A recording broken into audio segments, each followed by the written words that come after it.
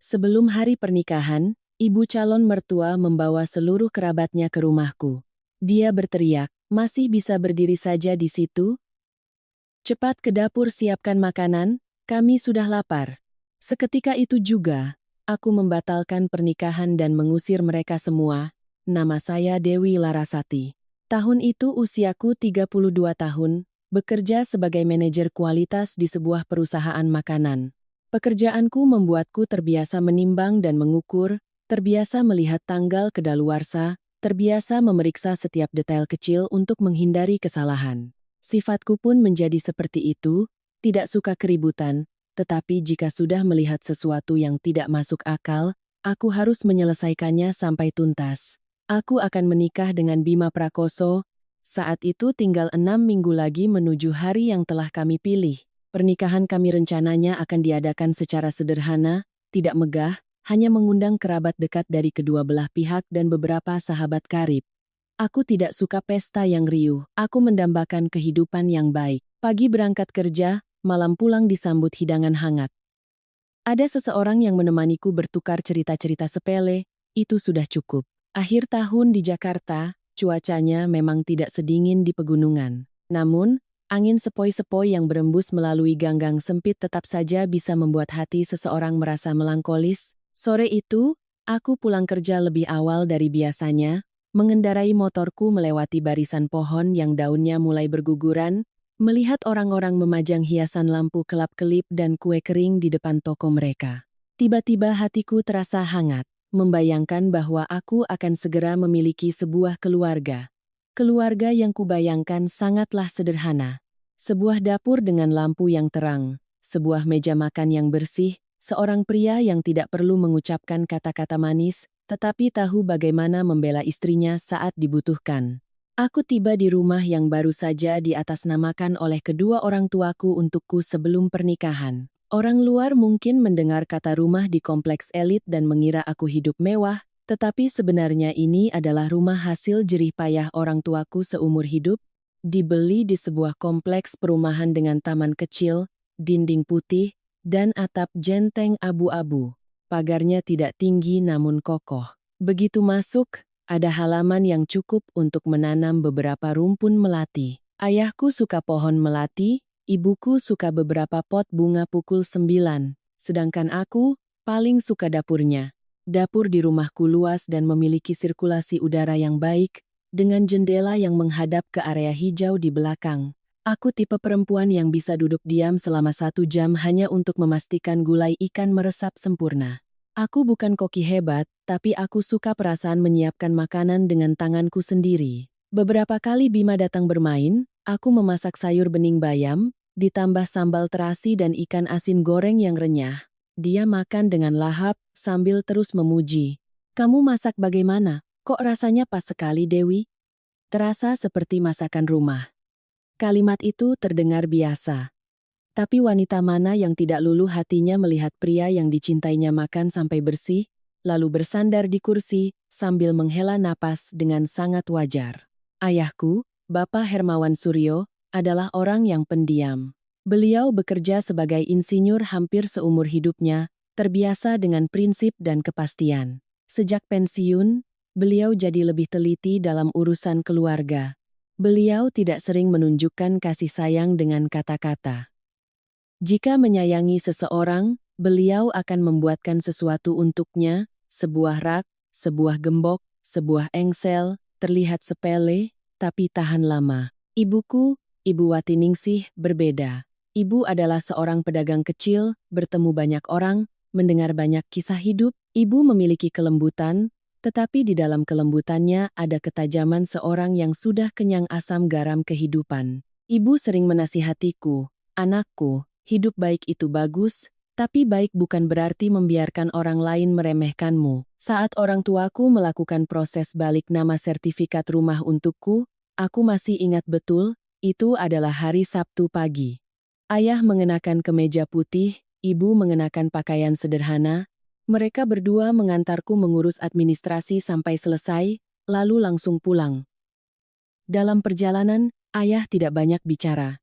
Baru saat mobil berhenti di depan gerbang, ayah meletakkan tangannya di bahuku, Suaranya pelan, rumah ini atas namamu.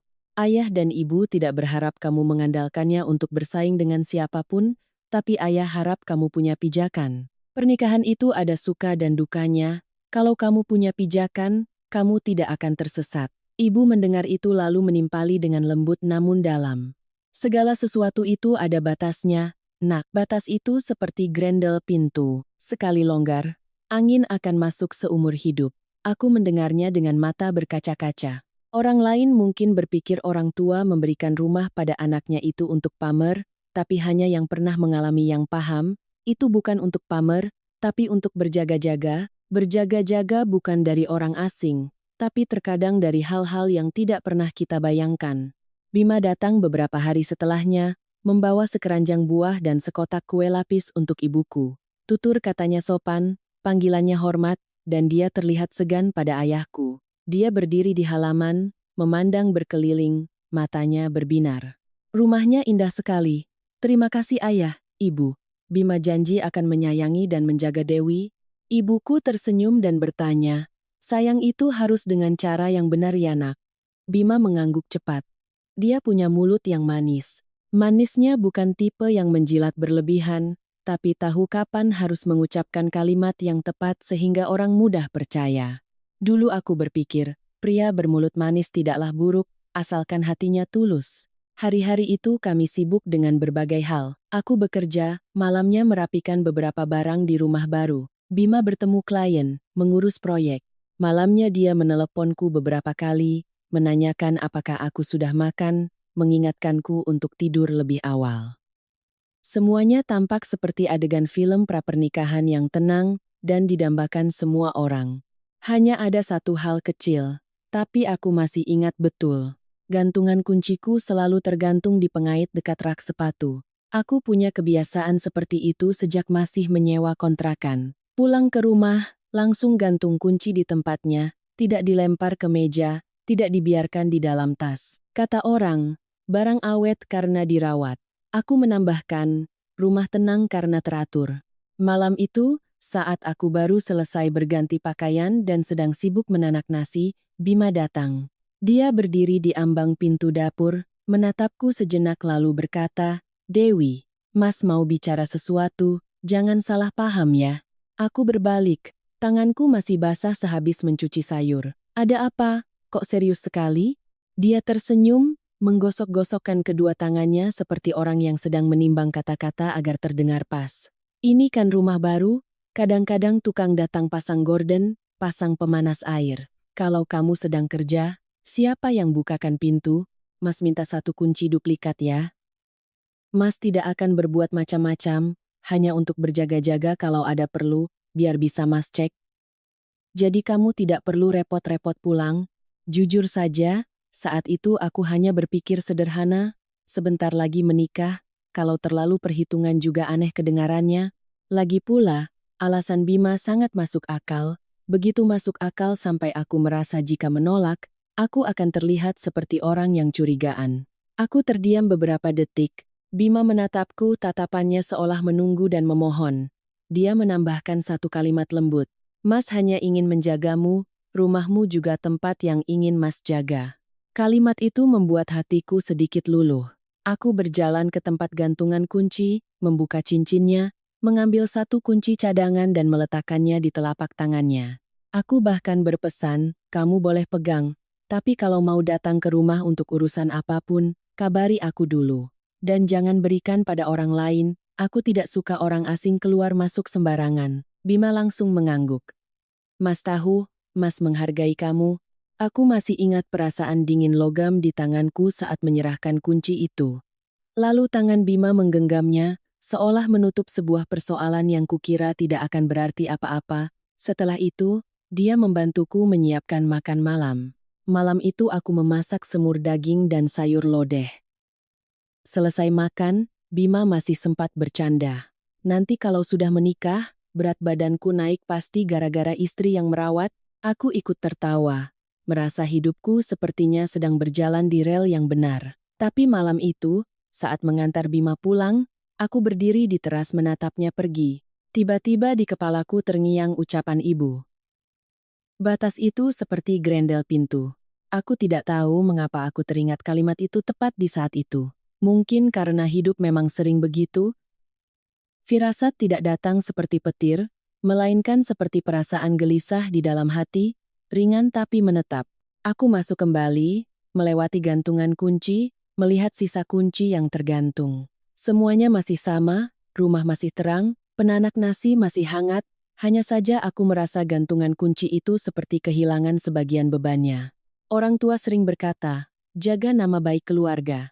Aku belum berada dalam kesulitan, tapi dalam hati aku selalu mengingatkan diri sendiri untuk menjaga kehormatan itu, jangan sampai ada yang seenaknya menawar-nawarnya.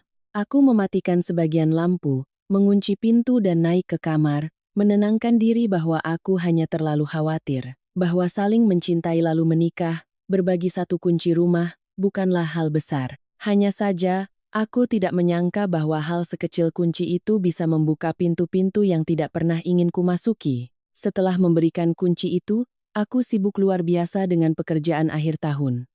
Perusahaan makanan sedang musim audit, semuanya harus presisi, salah sedikit bisa merusak satu batch produksi, aku yang terbiasa teratur, semakin sibuk justru semakin tidak suka hal yang berantakan. Sekitar seminggu kemudian, Bima memberitahuku bahwa hari Sabtu malam aku diundang makan di rumahnya untuk perkenalan resmi dengan beberapa kerabat. Mendengar kata beberapa, aku pikir mungkin hanya orang tuanya ditambah bibi atau kakak-kakaknya. Tipikal keluarga Indonesia, sebelum menikah biasanya ada acara makan bersama agar lebih akrab.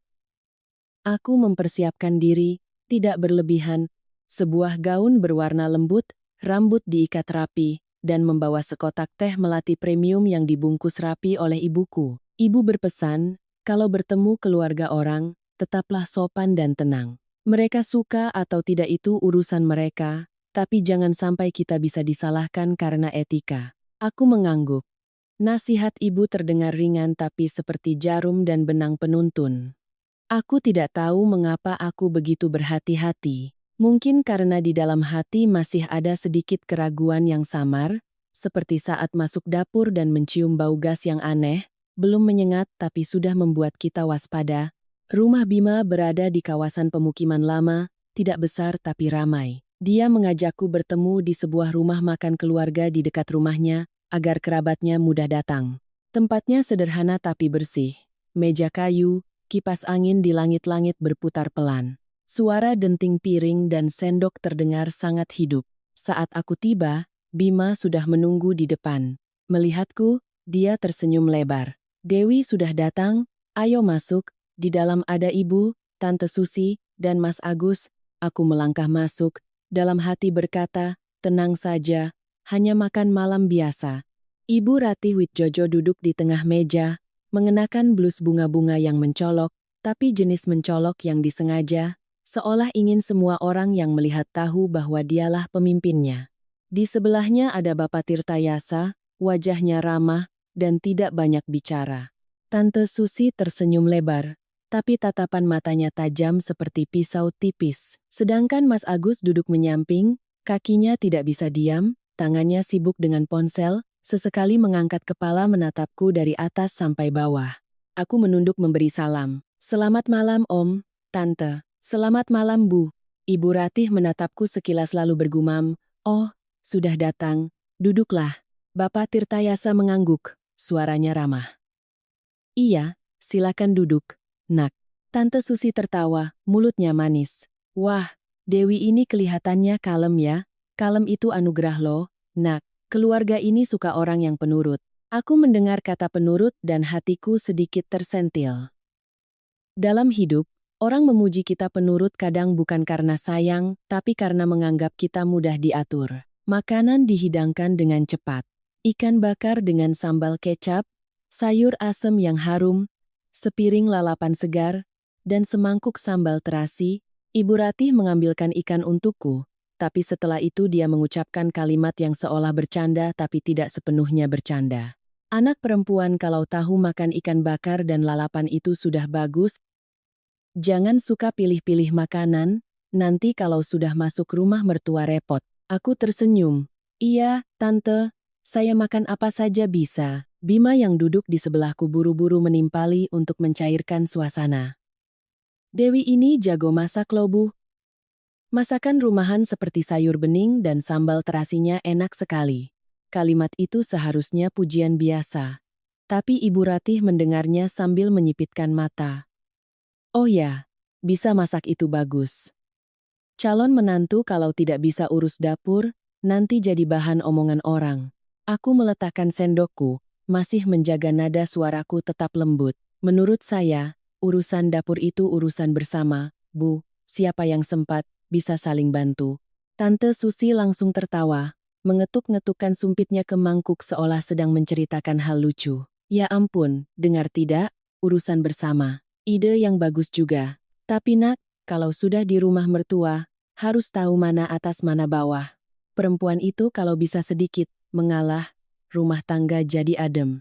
Aku tidak suka kata mengalah, digunakan seperti cambuk. Mengalah untuk ketenangan itu satu hal, mengalah agar orang lain bisa seenaknya itu hal lain. Aku teringat kata-kata ibu tentang batas yang seperti grendel pintu, dan grendel pintu tidak bisa disebut keras kepala. Mas Agus saat itu baru mengangkat kepala, tersenyum tipis. Dewi kerja di perusahaan makanan ya, pasti teliti sekali orangnya, tapi sudahlah, nanti jadi menantu, terlalu teliti juga capek. Keluarga Bima ini santai kok.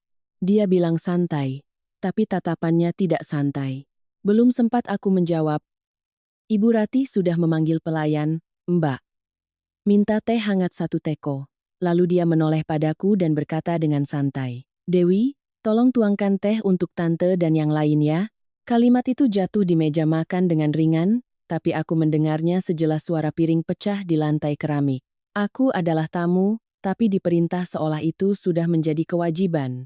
Tidak ada yang bertanya apakah aku mau, tidak ada yang berkata, Nak, bisa tolong tuangkan teh? Melainkan, tuangkan. Bima menatapku, bibirnya terkatup seolah memintaku melakukannya demi ketenangan. Aku paham tatapan itu. Tatapan yang sering kulihat di kantor, ketika seseorang enggan berkonflik. Mereka sering menggunakan tatapan itu untuk meminta kita berkorban sedikit. Aku mengambil teko teh. Aku menuangkannya, tapi dengan perlahan. Selesai menuang, aku meletakkan teko itu kembali dan berkata dengan suara pelan namun cukup terdengar. Iya, Bu, tehnya sudah saya tuangkan. Tapi mohon maaf sebelumnya, saya tidak terbiasa disuruh-suruh seperti itu. Kalau diminta tolong, saya akan lebih senang. Satu meja hening sejenak. Tante Susi masih tersenyum, tapi senyumnya menipis. Wah, anak ini bicaranya terus terang ya. Terus terang itu bagus, asal tahu aturan. Aku mendengar kata tahu aturan dan ingin menghela napas. Dalam hidup, banyak orang menggunakan kata itu untuk membungkam orang lain. Saat kita mencoba menetapkan batas, mereka malah menyebut kita sulit. Ibu Ratih mengambil sepotong ikan. Suaranya pelan. Anak perempuan itu cepat atau lambat akan ikut suami. Rumah siapapun nanti juga akan jadi rumah bersama. Jangan terlalu kaku, nanti tidak ada keharmonisan. Aku menatap nasi putih di piringku, menasihati diri sendiri untuk menyelesaikan makan malam ini dan menjaga senyum demi sopan santun. Tapi di kepalaku muncul sebuah pepatah lama, karena mulut badan binasa. Aku ingin menyenangkan orang lain, tapi aku juga ingin menyenangkan diriku sendiri. Kalau terus memilih kata-kata yang membuat diriku tertekan, maka keseimbangan itu sudah sangat miring. Bapak Tirtayasa yang sedari tadi diam, tiba-tiba berkata pelan, Sudah, ayo makan. Urusan pernikahan kita bicarakan nanti. Suara beliau yang tenang seolah ingin memadamkan api, tapi api kecil itu masih menyala. Karena tidak ada yang menyangkal ucapan Ibu Ratih, tidak ada yang mengoreksi bahwa rumah bersama bukan berarti semua orang punya hak yang sama. Tidak ada yang mengucapkan kalimat sederhana bahwa rasa saling menghormati adalah dasar untuk menjadi satu keluarga. Makan malam berakhir dalam suasana tenang yang dipaksakan. Aku tetap tersenyum, tetap menyapa, tetap berterima kasih. Saat keluar dari restoran, Bima berjalan di sampingku dan buru-buru berkata, Jangan dimasukkan ke hati ya, Ibu memang bicaranya seperti itu. orang tua kan sering begitu. Aku menatapnya, bertanya langsung tapi dengan suara yang tidak tinggi. Tadi waktu aku disuruh menuangkan teh seolah itu kewajibanku, bagaimana menurutmu? Bima menghindari tatapanku dan tersenyum canggung. Itu kan hal sepele, cuma menuangkan teh. Kamu terlalu sensitif. Aku tidak membantah, aku hanya merasa hatiku turun satu tingkat. Ada kalimat-kalimat yang tidak langsung menyakitkan, tapi mengajarkan kita satu hal, ketika kita ditempatkan di posisi yang lebih rendah, orang di samping kita mungkin akan menyebutnya hal sepele. Aku naik ke motorku, tanganku menggenggam erat tali helm. Angin malam berembus, membawa bau asap kendaraan bercampur dengan aroma ikan bakar yang masih menempel di bajuku. Aku menasihati diri sendiri, satu kali makan malam belum tentu mencerminkan seumur hidup, tapi itu menunjukkan bagaimana mereka memandang posisiku di keluarga mereka. Dan terkadang, hanya dengan mengetahui peran apa yang mereka inginkan untuk kita mainkan, sudah cukup bagi kita untuk mulai menulis ulang naskah hidup kita sendiri. Setelah makan malam itu, aku tidak bertengkar dengan Bima. Aku tetap bekerja, memeriksa stok, rapat, dan hidup seperti mesin yang berjalan sesuai prosedur. Hanya saja, di kepalaku muncul sebuah kebiasaan baru. Aku mulai mencatat, bukan mencatat untuk menyimpan dendam, tapi mencatat agar tidak menyalahkan diri sendiri, agar tidak meyakinkan diri bahwa mungkin aku hanya berpikir berlebihan. Aku seorang manajer kualitas, jadi aku paham. Kesalahan tidak selalu terlihat jelas. Ada kesalahan yang terletak pada rangkaian tindakan kecil yang salah, diulang terus-menerus hingga menjadi kesalahan besar. Hari itu hari Selasa, perusahaanku baru saja menerima kiriman bahan baku besar, seluruh departemen sibuk luar biasa. Siang harinya, aku makan dengan cepat bekal yang kubawa. Nasi putih, sedikit semur sisa semalam, dan irisan timun. Selesai makan, aku minum teh hangat dan merasakan tenggorokanku sedikit pahit. Rina mengirim pesan, nanti malam sibuk tidak, ngopi sebentar. Rina adalah sahabatku, tipe teman yang tidak banyak bicara, tapi setiap ucapannya selalu mengena. Dia tidak suka gosip, tapi penciumannya terhadap masalah sangat tajam. Malam itu aku bertemu Rina di sebuah kafe kecil di dalam gang. Kafe itu memutar musik lembut, aroma kopi sangrai bercampur dengan aroma kue panggang. Begitu aku duduk, Rina menatapku sekilas lalu bertanya langsung, acara perkenalan kemarin bagaimana? Aku tersenyum, senyum basa-basi. Biasa saja. Rina mengangkat alisnya. Biasa saja kok, matamu tidak terlihat biasa. Aku menceritakan semuanya secara singkat, tanpa dilebih-lebihkan. Tentang disuruh menuangkan teh, tentang nasihat bahwa anak perempuan harus ikut suami, tentang Bima yang menyebutku sensitif. Rina mendengarkan tanpa menyela atau menghakimi. Dia hanya menghela napas lalu berkata, "Dewi, perkataanku mungkin terdengar kasar.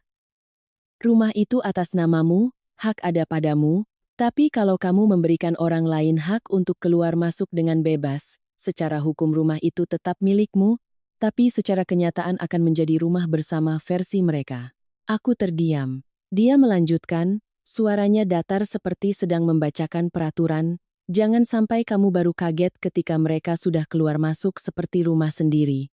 Batas itu tidak terjaga dengan sendirinya. Batas harus dijaga dengan tindakan." Aku merasa kalimat itu sama persis dengan nasihat ibuku. Dua wanita dari dua sudut kehidupan yang berbeda, bertemu di satu titik yang sama, batas. Aku berkata pelan, "Tapi sebentar lagi menikah, kalau terlalu keras nanti dibilang sulit." Rina menatapku.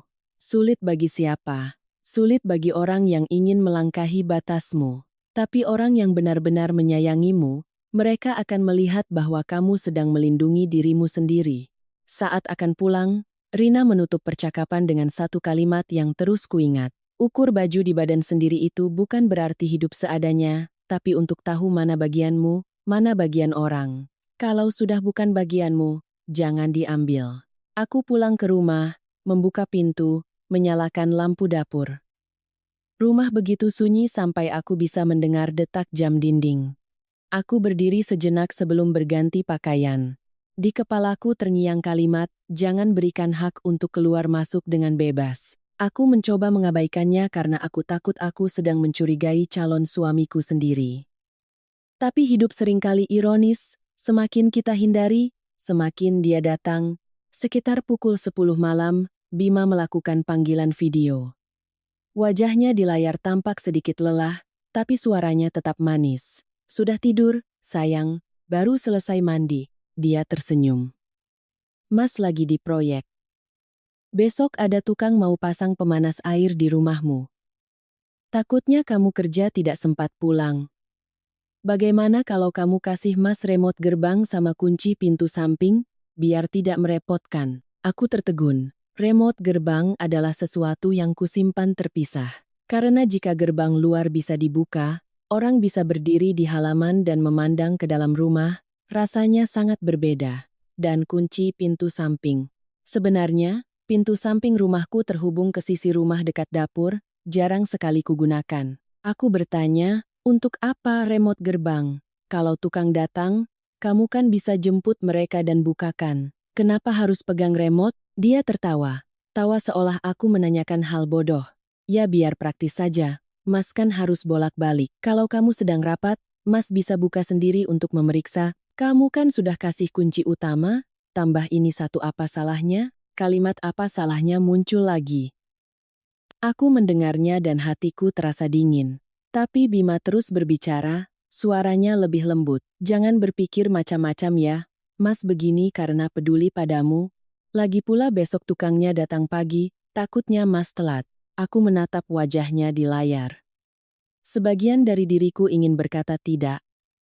Sebagian lagi takut kata tidak itu akan menjadi alasan orang menyebutku perhitungan. Aku ragu hanya beberapa detik, dan dalam beberapa detik itu, aku kalah oleh diriku sendiri. Aku menjawab, besok pagi kamu ambil saja. Dia tersenyum lebar seolah baru saja memenangkan permainan. Nah, begitu kan bagus? Sayang istri itu harus perhatian. Setelah panggilan berakhir, aku duduk terdiam di tempat tidur, tangan masih memegang ponsel. Aku bertanya pada diri sendiri, apa yang baru saja kusetujui? Aku berkata itu untuk kepraktisan, tapi praktis bagi siapa? Sampai sejauh mana kepraktisan itu cukup? Keesokan paginya, Bima datang tepat waktu. Dia mengenakan kaos polo, aroma parfumnya tercium samar. Dia masuk ke rumah dengan sangat wajar, seolah sudah hafal seluk-beluknya. Aku tidak suka perasaan itu, tapi aku tetap menjaga suaraku tetap normal. Mengambil remote gerbang dan kunci pintu samping, meletakkannya di meja. Aku berkata dengan jelas, kamu boleh pegang, tapi ingat, kalau mau ke rumah harus kabari aku. Jangan membawa orang lain masuk tanpa izinku. Dia mengangguk cepat. Tentu, Mas menghargai kamu kok, Dewi. Lalu dia memasukkan remote dan kunci ke dalam saku celananya, berdiri dan menggenggam tanganku erat seolah untuk menenangkanku. Jangan tegang begitu, sebentar lagi menikah, kita harus senang-senang. Aku menarik tanganku perlahan. Aku masih tersenyum, tapi senyumku tidak sampai ke mata. Begitu dia pergi, aku masuk ke dapur untuk minum. Dari jendela dapur, aku melihat halaman rumah yang luas. Sinar matahari jatuh di lantai teras membentuk kotak-kotak cahaya. Semuanya terlihat teratur, tapi hatiku tidak teratur. Aku teringat pepatah, sedia payung sebelum hujan. Aku tidak ingin menjadi orang yang basah kuyup baru sibuk mencari payung. Tapi jika berjaga-jaga dari sekarang, aku malah disebut pencuriga. Sore itu saat membersihkan rak sepatu. Tanpa sadar aku melirik ke gantungan kunci. Kunci-kunci itu masih tergantung di sana. Hanya saja, jika diperhatikan, rasanya lebih ringan dari sebelumnya. Bukan ringan karena jumlah kuncinya berkurang, tapi ringan karena perasaan bahwa aku sedang menyerahkan sedikit demi sedikit hal yang menjadi milikku, dengan tanganku sendiri, atas nama akan menjadi satu keluarga. Sorenya aku pulang kerja terlambat, mampir ke pasar membeli sedikit sayur dan daging. Ibu penjual daging langgananku nyeletuk, akhir tahun masih kelihatan segar begini. Pasti mau ada kabar baik ya Mbak? Aku tersenyum. Iya, Bu, saya akan menikah. Ibu itu membungkus daging, mengikatnya dengan kencang, lalu berkata dengan santai. Nikah ya nikah, tapi kehormatan dan rumah tangga itu dijaga baik-baik. Perempuan kalau tidak bisa menjaga, nanti ada orang lain yang bantu menjagakannya dengan cara yang berbeda. Aku mendengarnya dan punggungku terasa dingin. Orang biasa terkadang tidak belajar hukum atau psikologi, tapi setiap kalimat mereka seringkali tepat sasaran. Malam itu aku memasak sayur lodeh dan sambal goreng, makan sendirian sambil berpikir.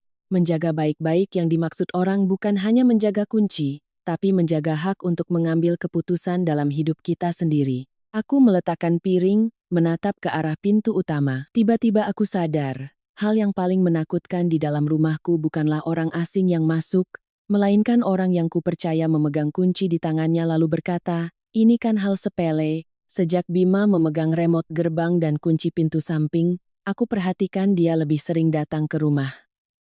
Tapi bukan datang untuk menemuiku, melainkan lebih seperti memeriksa sebuah proyek. Dia akan berkeliling, melihat perabotan, bertanya kapan tukang berikutnya datang, memberi instruksi ini itu, lalu buru-buru pergi lagi. Mulutnya selalu berkata, "Mas begini demi kamu," tapi lama-kelamaan kalimat itu terdengar seperti selubung untuk menutupi hal lain. Malam Kamis, aku dan Bima berjanji akan memesan undangan pernikahan. Percetakan itu berada di jalan kecil, memajang berbagai macam contoh undangan berwarna merah, krem, ada yang dicetak timbul, ada yang berhias tinta emas. Pemiliknya baru saja memberikan katalog sambil bertanya, "Mau pesan berapa undangan, Kak?" Belum sempat aku menjawab, Bima sudah berkata dengan cepat seolah refleks.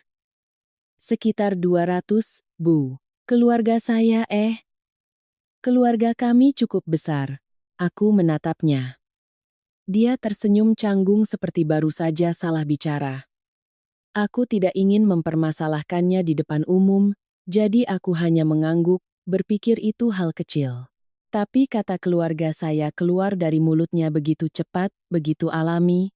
Selesai memilih undangan, aku masih ingin mampir ke supermarket untuk membeli beberapa hiasan dapur. Dapur adalah tempat yang paling kusayangi di rumah.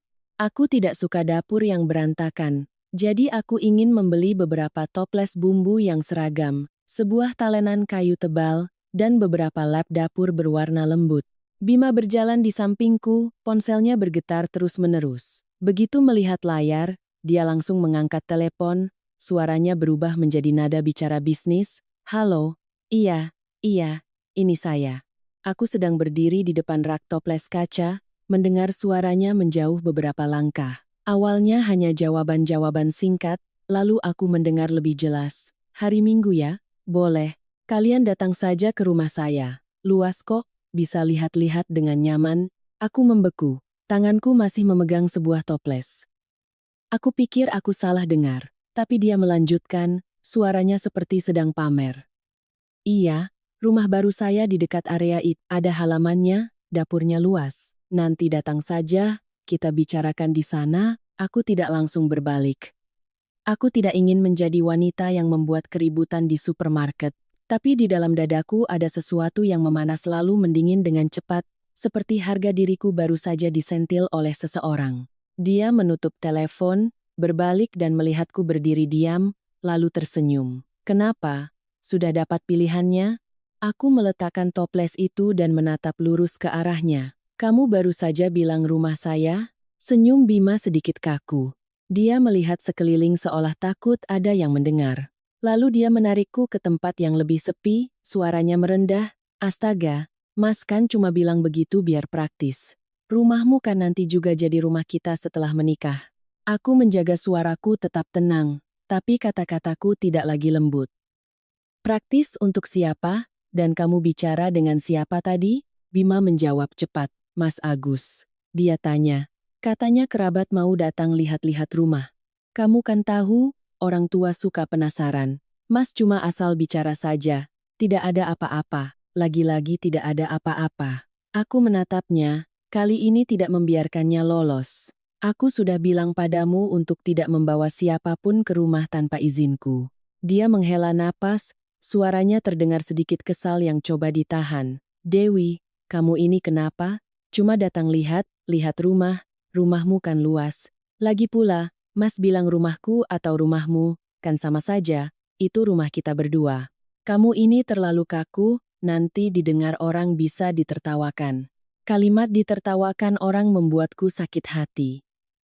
Aku tidak takut ditertawakan orang. Aku takut aku malah menertawakan diriku sendiri suatu hari nanti, karena membiarkan semuanya terjadi sampai aku tidak tahu lagi di mana posisiku. Aku bertanya langsung, tanpa basa-basi. Jadi, kamu bilang pada mereka tidak kalau rumah ini atas nama siapa? Bima terdiam sejenak. Hanya sejenak, tapi cukup untuk membuatku paham. Dia tidak mau mengatakannya. Dia tidak ingin ada yang tahu dengan jelas. Karena kejelasan akan membuat rencananya yang praktis menjadi sulit dijalankan. Dia tersenyum kaku. Semua orang juga paham kok. Jangan suruh Mas bicara hal-hal seperti itu di depan kerabat. Nanti jadi tidak enak suasananya. Punggungku terasa dingin. Dalam hidup, ada kalimat-kalimat yang terdengar ringan tapi maknanya berat. Tidak enak suasana, artinya, aku harus diam agar orang lain senang, sementara kehormatan dan hak-hakku bisa diurus nanti. Aku tidak berdebat lagi di sana. Aku meninggalkan troli belanja dan berjalan lurus ke tempat parkir. Bima tergopoh-gopoh mengikuti sambil mencoba menjelaskan. Jangan marah, Mas cuma mau semuanya berjalan lancar. Pernikahan sudah dekat, kamu begini nanti ibu bilang apa? Aku menoleh padanya, suaraku masih datar. Kamu takut ibumu bilang apa? Apa kamu tidak takut aku sakit hati? Bima tidak langsung menjawab. Dia mengulurkan tangan hendak menggenggam tanganku.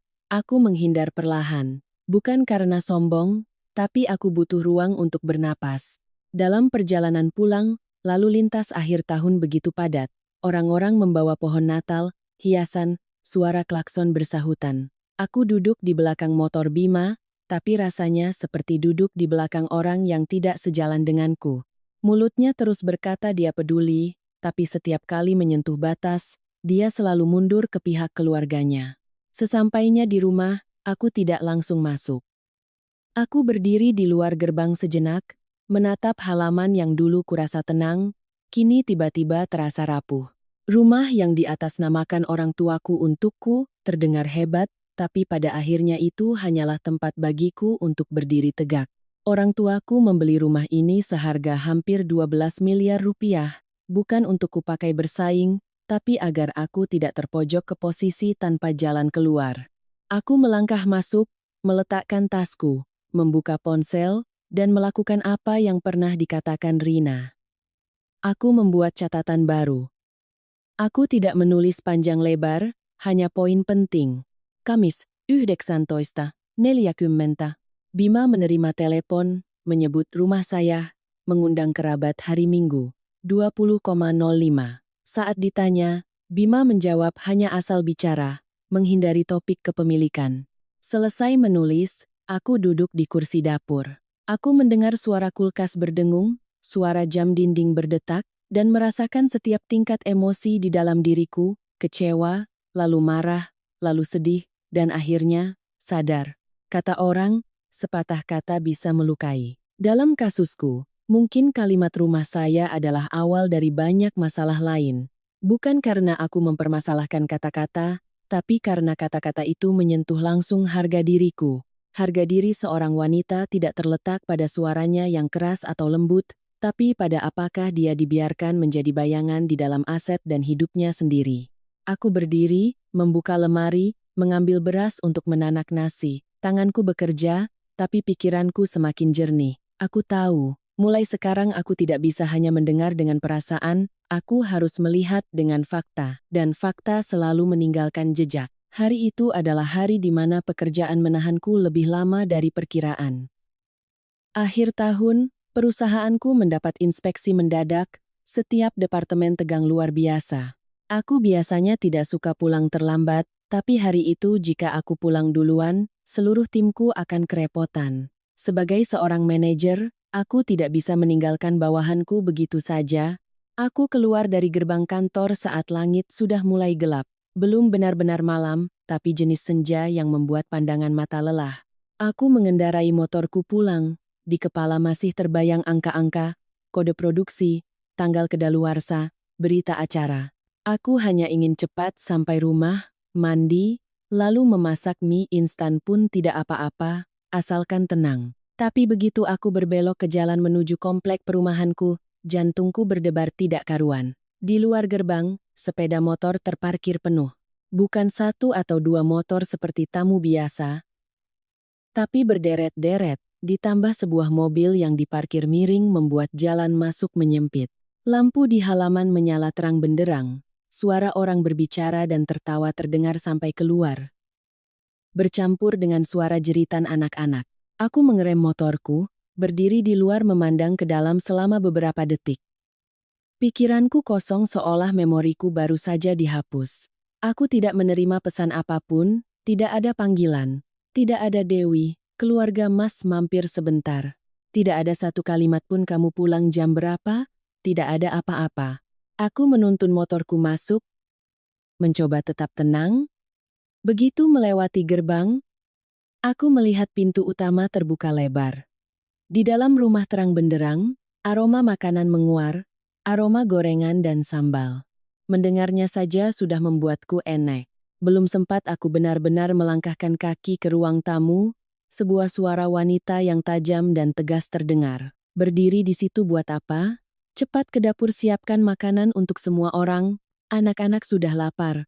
Aku mengangkat kepala. Ibu Ratihwit Jojo berdiri di dekat meja tamu, tangan di pinggang. Dia menatapku dari atas sampai bawah seperti melihat anak kecil yang pulang sekolah terlambat.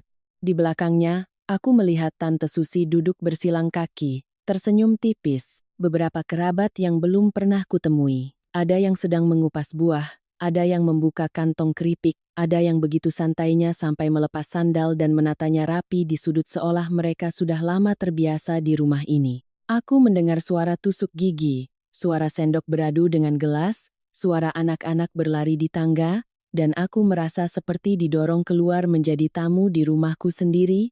Aku meletakkan tas di dekat pintu, suaraku tidak keras, tapi setiap kata yang kuucapkan terdengar jelas. Tante, kenapa rombongan datang tanpa memberitahu saya dulu? Ibu Ratih mengangkat alisnya, suaranya meremehkan, keluarga sendiri kok pakai lapor-laporan, cuma beberapa orang datang berkunjung.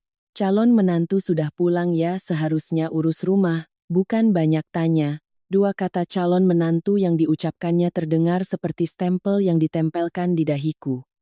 Ditempelkan untuk melegalkan haknya untuk memerintah. Aku mencari Bima. Dia berdiri di dekat dapur, memegang sekaleng minuman soda, matanya menghindariku seolah menghindari sesuatu yang canggung. Melihatku menatapnya, dia hanya tersenyum kaku, senyum untuk menutupi keadaan yang tidak baik. Lalu dia mendekat, suaranya pelan. Kamu sudah pulang, ibu sama tante cuma mau lihat-lihat rumah sebentar. Kamu masuk saja bantu ibu masak ya, biar cepat. Aku menatapnya, merasa seperti ada handuk dingin yang melilit dadaku. Kamu bilang ini lihat-lihat rumah? Tanyaku, masih dengan nada datar. Lihat rumah kok pintu terbuka lebar, ruangan penuh orang, anak-anak lari kemana-mana, lalu menyuruhku memasak seperti pembantu. Bima mengulurkan tangan hendak menarikku seperti yang biasa dia lakukan untuk membujuk, tapi aku tidak memberikannya. Dia tertegun, lalu kembali berbisik, jangan bicara begitu, nanti didengar orang tidak enak. Kita selesaikan baik-baik, nanti kita bicara. Aku hampir tertawa mendengar kata baik-baik. Baik untuk siapa? Baik agar aku menelan semua ini, sementara mereka tertawa-tawa seolah sedang menghadiri pesta. Di sudut ruangan, Mas Agus mengangkat kepala. Dia menatapku, tersenyum sinis. Baru pulang, Wi? Kami bawa anak-anak ke sini biar tahu rumah baru, nanti biar gampang kalau mau sering-sering main. Kalimat sering-sering main membuat kulitku merinding. Belum sempat aku menjawab, Tante Susi menimpali, suaranya manis seperti gula tapi terasa asam. Ya ampun, baru begini saja Dewi sudah sekaku itu. Orang-orang kesini kan ikut senang untukmu. Rumah luas kalau dibiarkan kosong juga sayang. Perempuan yang mau jadi menantu itu harus bisa mengurus. Aku berdiri di tengah ruang tamu, merasa seperti sedang ditimbang oleh puluhan pasang mata. Aku tidak takut dilihat, aku hanya benci cara mereka memandangku seolah mereka sudah punya hak untuk menghakimi. Aku melangkah maju, menatap lurus ke arah Ibu Ratih. Tante bilang saya calon menantu. Kalau begitu, Tante seharusnya lebih menghormati saya. Saya pulang kerja lelah, Tante tidak menyapa, tidak bertanya kabar, malah langsung menyuruh saya ke dapur. Mohon maaf, saya tidak terbiasa dengan cara seperti itu. Suasana di ruangan itu seolah membeku. Suara anak-anak di tangga masih terdengar, tapi orang dewasa terdiam selama beberapa detik. Ibu Ratih menyipitkan mata, suaranya merendah. Setiap katanya berat seperti dilemparkan ke lantai keramik. Anak perempuan zaman sekarang aneh sekali. Sebentar lagi masuk rumah mertua masih pakai alasan tidak terbiasa. Nanti kalau sudah menikah, siapa yang urus keluarga? Aku merasa harga diriku ditarik ke tengah ruang tamu, dipajang seperti barang dagangan untuk dilihat lalu dicela. Aku menarik napas dalam-dalam. Aku tidak mau berteriak, aku tidak mau menjadi wanita yang kehilangan kendali, persis seperti yang mereka harapkan. Aku hanya berkata dengan jelas. Keluarga itu diurus bersama. Bukan satu orang memerintah dan yang lain menurut. Tapi sebelum itu, mohon Tante jawab, siapa yang membukakan pintu untuk semua orang masuk ke rumah saya? Aku menoleh ke arah Bima. Kali ini aku tidak menghindar. Aku menatap lurus, memaksanya untuk berhadapan. Bima menelan ludah, suaranya terbata-bata. Mas yang buka. Ibu bilang mau lihat sebentar. Mas pikir tidak apa-apa. Hanya dengan satu kalimat itu, aku paham mengapa mereka bisa masuk. Karena di tangannya ada semua yang dibutuhkan untuk membuka gerbang dan pintu. Benda-benda yang kuberikan dengan syarat yang sangat jelas, telah dia gunakan sesuka hatinya demi kepraktisan.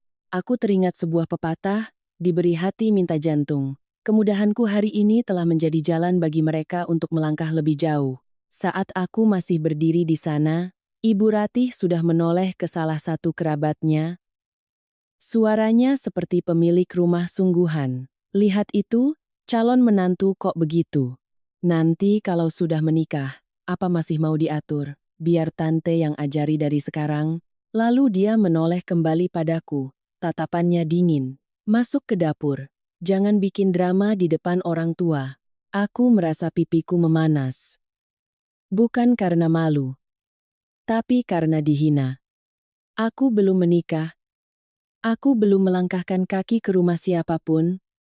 Tapi mereka sudah merasa punya hak untuk mengajari. Aku melihat sekeliling ruangan. Wajah-wajah asing, sandal-sandal berantakan, tawa riang, dan di kepalaku muncul satu kesimpulan yang jelas. Jika malam ini aku menunduk dan masuk ke dapur, besok mereka akan menganggap aku sudah menerima peran itu. Peran sebagai pelayan, peran sebagai orang yang menumpang di aset yang terdaftar atas namaku sendiri. Aku melangkah ke meja, menarik sebuah kursi dan duduk. Tidak ada yang menyangka aku akan duduk. Ibu Ratih terkejut. Tante Susi berhenti tersenyum. Mas Agus mengerutkan dahi, Bima terpaku di tempatnya. Aku meletakkan kedua tanganku di atas meja, suaraku masih tenang tapi tidak lagi lembut. Saya pulang ke rumah saya. Saya lelah, jadi saya duduk. Mengenai urusan memasak, mohon maaf, Tante, saya bukan orang yang dipanggil pulang untuk melayani makan malam seluruh kerabat tanpa pemberitahuan sama sekali.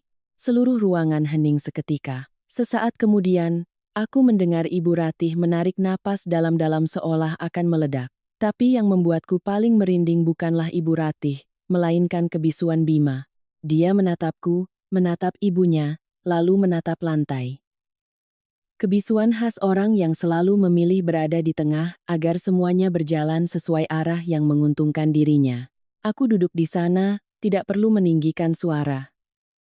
Tapi setiap detak jantungku seolah mengingatkanku satu hal. Batas, jika tidak dijaga sekarang juga, maka di kemudian hari, usaha untuk menjaganya hanya akan disebut kurang ajar di mulut orang lain.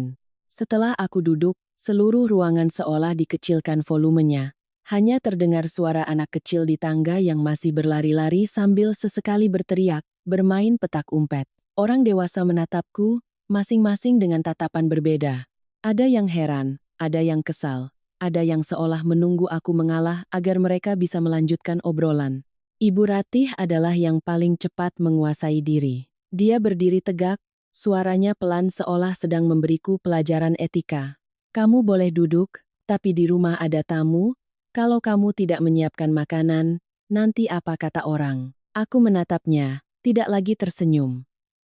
Tamu adalah orang yang diundang, diberitahu sebelumnya, dan disambut oleh tuan rumah. Sedangkan ini, saya pulang kerja baru tahu rumah saya seramai ini. Saya bahkan belum paham apa yang terjadi. Tante Susi menyunggingkan senyum sinis. Astaga, bicaranya seperti sedang mengurus dokumen resmi. Kita ini kan satu keluarga. Dewi sebentar lagi jadi menantu. Anggap saja ini latihan biar terbiasa. Aku mendengar kata latihan dan merasa sesak. Latihan menjadi menantu atau latihan menjadi bawahan? Mas Agus tiba-tiba angkat bicara. Suaranya sangat wajar. Begitu wajar sampai aku merinding. Sudahlah, anggap saja hari ini sekalian survei rumah. Rumahnya luas begini, harus diatur yang pas. Lantai bawah untuk orang tua biar tidak usah naik turun tangga. Lantai atas untuk pasangan muda biar lebih leluasa. Dia mengucapkan pasangan muda sambil melirikku, seolah aku sudah benar-benar menjadi bagian dari keluarga mereka. Belum sempat aku menjawab, seorang wanita kerabat, mungkin seumuran Tante Susi, ikut nimbrung. Betul itu. Kamar di bawah ini bagus, sirkulasi udaranya baik. Biar untuk Om dan Tante saja, kamar yang ada balkonnya di atas itu untuk Mas Agus dan keluarga kalau nanti datang berkunjung, biar ada tempat istirahat. Aku tertawa. Tapi tawa yang hambar. Aku bertanya dengan sangat jelas, maksud kakak, berkunjung itu berapa lama? Wanita itu terdiam sejenak lalu tertawa canggung. Ya beberapa hari, rumahnya kan luas, sayang kalau tidak dipakai. Kalimat sayang kalau tidak dipakai terdengar seolah mereka sedang membahas pembagian warisan, bukan sedang duduk di rumah seorang gadis yang bahkan belum menikah. Ibu Rati duduk di kursi di tengah ruangan, posisi duduknya dengan tangan bersedekap seperti seorang ketua. Dia mengangguk-angguk setuju dengan semua rencana yang baru saja dibicarakan. Lalu dia mengucapkan satu kalimat yang membuat punggungku dingin. Rumah ini setelah menikah, juga akan menjadi milik keluarga suami. Ibu atur begini supaya praktis. Nanti kalau kerabat datang, ada tempat menginap yang layak, tidak berantakan. Aku menoleh ke arah Bima. Aku menunggunya mengucapkan satu kalimat, hanya satu kalimat saja. Seperti, Bu, rumah ini atas nama Dewi, atau semuanya, kalau mau datang, tolong kabari dulu. Tapi dia hanya berdiri di sana, wajahnya tegang seperti orang yang terjepit di antara dua pintu. Dia tidak bicara, dia memilih diam. Saat aku masih menatapnya, Tante Susi sudah berdiri dan berjalan lurus ke dapur. Aku mendengar suara lemari dibuka, suara gelas beradu. Dia dengan santai mengambil sebuah gelas, membilasnya sekilas, lalu menuang teh. Rumah baru, perabotannya juga bagus-bagus ya. Nanti Dewi tinggal di sini enak sekali. Aku berdiri dan berjalan ke dapur. Bukan untuk merebut gelas, tapi untuk merebut kembali ruangku. Tante Susi, kalau Tante mau mengambil sesuatu, tolong bilang pada saya. Dia berbalik, mengerutkan dahi. Astaga, ambil gelas untuk minum saja harus izin? Anak perempuan kok sulit sekali? Aku menatap lurus. Bukan sulit, ini soal sopan santun. Saya tidak akan membuka lemari dapur di rumah orang lain tanpa izin. Saya pikir semua orang juga begitu. Tante Susi tersenyum kecut, meletakkan gelas itu di meja dapur dengan bunyi letak yang keras. Sopan santun. Nanti kalau sudah masuk ke rumah mertua, apa kamu masih mau pakai sopan santun model begitu? Aku tidak menjawabnya. Aku kembali ke ruang tamu karena aku sadar, berdebat dengan Tante Susi tidak akan menyelesaikan apa-apa. Pemegang kendali adalah Ibu Ratih, dan orang yang bisa menghentikan semua ini jika dia mau adalah Bima. Aku melangkah mendekat, menarik kursi dan duduk berhadapan dengan Ibu Ratih. Tante, saya bicara terus terang. Tante dan rombongan datang ke rumah saya tanpa pemberitahuan, membuka pintu seenaknya, masuk, berkeliling, membuka lemari dapur, lalu membahas pembagian kamar. Menurut saya, itu tidak benar. Ibu Ratih menyeringai. Tidak benar di mana? Anak perempuan cepat atau lambat akan ikut suami. Rumah ini meskipun atas namamu, disiapkan juga untuk keluarga suami. Kamu terlalu kaku, sama saja seperti meremehkan pihak kami. Kata meremehkan yang dilemparkannya seperti sebuah jebakan. Jika aku bereaksi, Aku akan dicap tidak sopan. Aku menarik napas dan berkata pelan, saya tidak meremehkan siapapun. Saya hanya menghormati diri saya sendiri dan menghormati aturan paling dasar di sebuah rumah. Seorang pria kerabat tertawa sinis. Aturan apa? Ini kan rumah calon suaminya, gayanya seperti kantor pemerintah saja. Aku menoleh tajam ke arahnya. Untuk pertama kalinya malam itu, aku mendengar dengan jelas seseorang menyebut rumah ini rumah calon suaminya. Aku langsung bertanya, tanpa basa-basi, siapa yang bilang ini rumah calon suami saya? Ruangan menjadi sedikit gaduh. Ada yang pura-pura batuk, ada yang melirik Bima. Dan Bima masih berdiri di sana, tangannya meremas kaleng minuman sampai penyok. Ibu Ratih menjawab mewakili semua orang, suaranya tegas. Memangnya bukan rumah anak saya, lalu rumah siapa? Dia akan menikahimu, dia menjagamu, membawa keluarga datang melihat-lihat, apa salahnya sampai kamu bikin ribut? Aku menatap Bima. Kali ini aku tidak memberinya jalan untuk lari. Bima, apa kamu bilang begitu pada semua orang? Dia tergagap, bukan, maksud Mas, ini kan rumah kita, Mas. Mas cuma asal bicara. Asal bicara yang membuatku menjadi seperti orang menumpang di rumahku sendiri, kataku, setiap kataku ucapkan dengan jelas. Kegembiraanmu adalah penghinaan bagiku. Suasana menjadi tegang. Anak kecil yang berlari di lantai atas tiba-tiba diam, mungkin karena merasakan ketegangan orang dewasa. Aku melihat wajah Ibu Ratih berubah, suaranya menjadi lebih dalam dan dingin. Kamu bilang siapa yang menghinamu? Aku langsung menjawab, Tante menyuruh saya memasak seperti pembantu. Tante membiarkan orang masuk ke rumah saya tanpa izin. Tante membiarkan kerabat membahas pembagian kamar seolah ini milik bersama. Tante bahkan menegaskan ini rumah anak tante, padahal rumah ini atas nama saya. Ibu Ratih berdiri. Atas nama ya atas nama. Tapi kalau sudah menikah, kamu juga bagian dari keluarga ini. Kamu bicara seperti itu, besok siapa yang mau terima kamu jadi menantu? Mendengar itu, aku tiba-tiba merasa sangat tenang.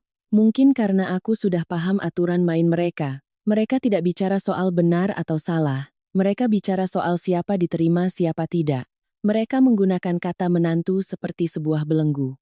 Siapa yang mau diterima, harus menunduk. Aku menjawab perlahan. Jika harus menunduk untuk diterima, maka saya tidak perlu diterima. Begitu kalimat itu selesai, aku melihat Bima melangkah maju setengah jalan, lalu berhenti. Dia seolah ingin menengahi, tapi takut pada ibunya. Dia berada tepat di tengah, dan posisi di tengah itulah yang membuatku merasa sendirian. Aku teringat sebuah lagu daerah yang sering dinyanyikan ibu saat aku kecil, liriknya ringan tapi maknanya dalam. Nasib diriku bagai benang sutra, terombang-ambing di pasar, entah jatuh ke tangan siapa. Dulu aku pikir lagu itu sedih karena takdir, tapi saat ini aku paham. Benang sutra tidak jatuh begitu saja ke tangan orang. Ia ditarik ulur, dan jika tidak menjaga diri, ia akan robek. Aku berdiri dan berkata singkat, saya lelah. Saya izin ke kamar untuk ganti baju dan istirahat sebentar.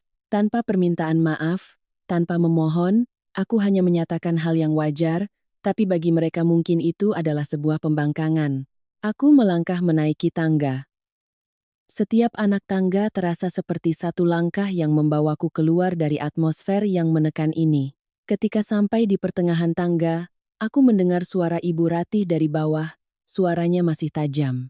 Anak ini, baru begitu saja sudah banyak gaya.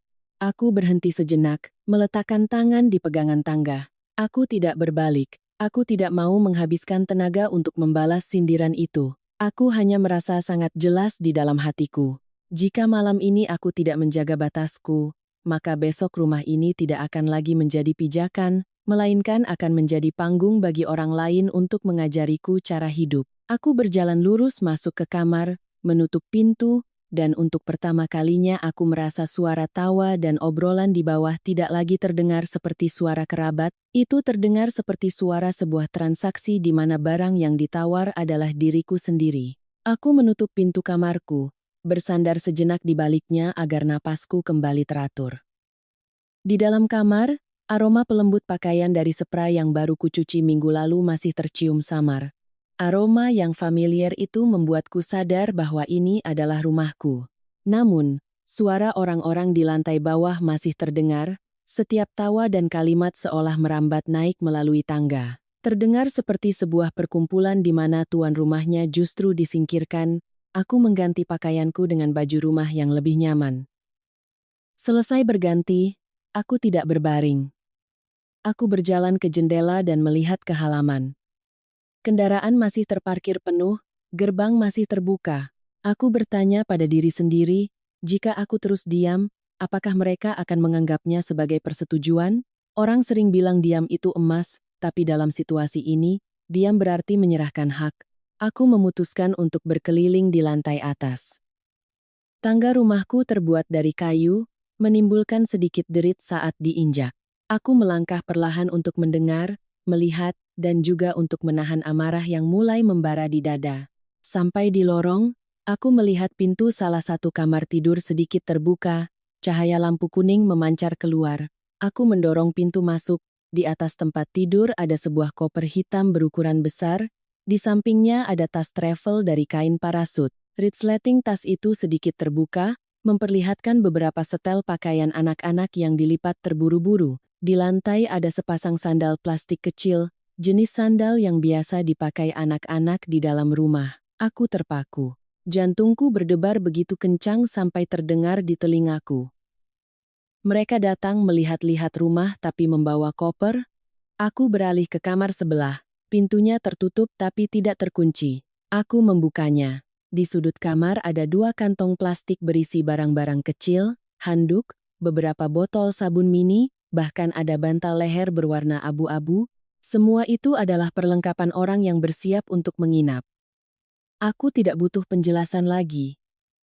Benda-benda itu sudah berbicara. Aku berdiri di lorong, memandang ke bawah melalui tangga, dan tiba-tiba aku merinding. Semuanya berjalan ke satu arah. Hari ini masuk rumah, besok menginap, minggu depan tinggal selamanya. Lalu akan ada kalimat, rumah luas, sayang kalau tidak dipakai. Dan akhirnya, mungkin adalah selembar surat balik nama supaya praktis. Hidup ini tidak kekurangan cerita seperti itu. Hanya saja aku tidak menyangka, cerita itu akan datang ke depan pintuku secepat ini. Aku menuruni tangga, langkahku terasa berat. Begitu sampai di lantai bawah, mataku langsung tertuju pada pintu utama. Di pintu itu ada sebuah kunci tambahan, gembok baru yang mengkilap. Jenis gembok tebal yang terlihat jelas baru dipasang, dan aku 100% yakin pintu rumahku tidak memiliki itu. Aku orang yang teliti, mengganti bola lampu saja aku ingat, apalagi sebuah gembok. Aku mengulurkan tangan menyentuh gembok itu. Dingin. Rasanya seperti seseorang baru saja memasang tanda kepemilikan di pintu rumahku. Aku berbalik. Ibu Ratih sedang duduk di tengah ruang tamu, melihatku menatap gembok itu, dia menyeringai, suaranya santai, seolah itu hal yang sangat wajar.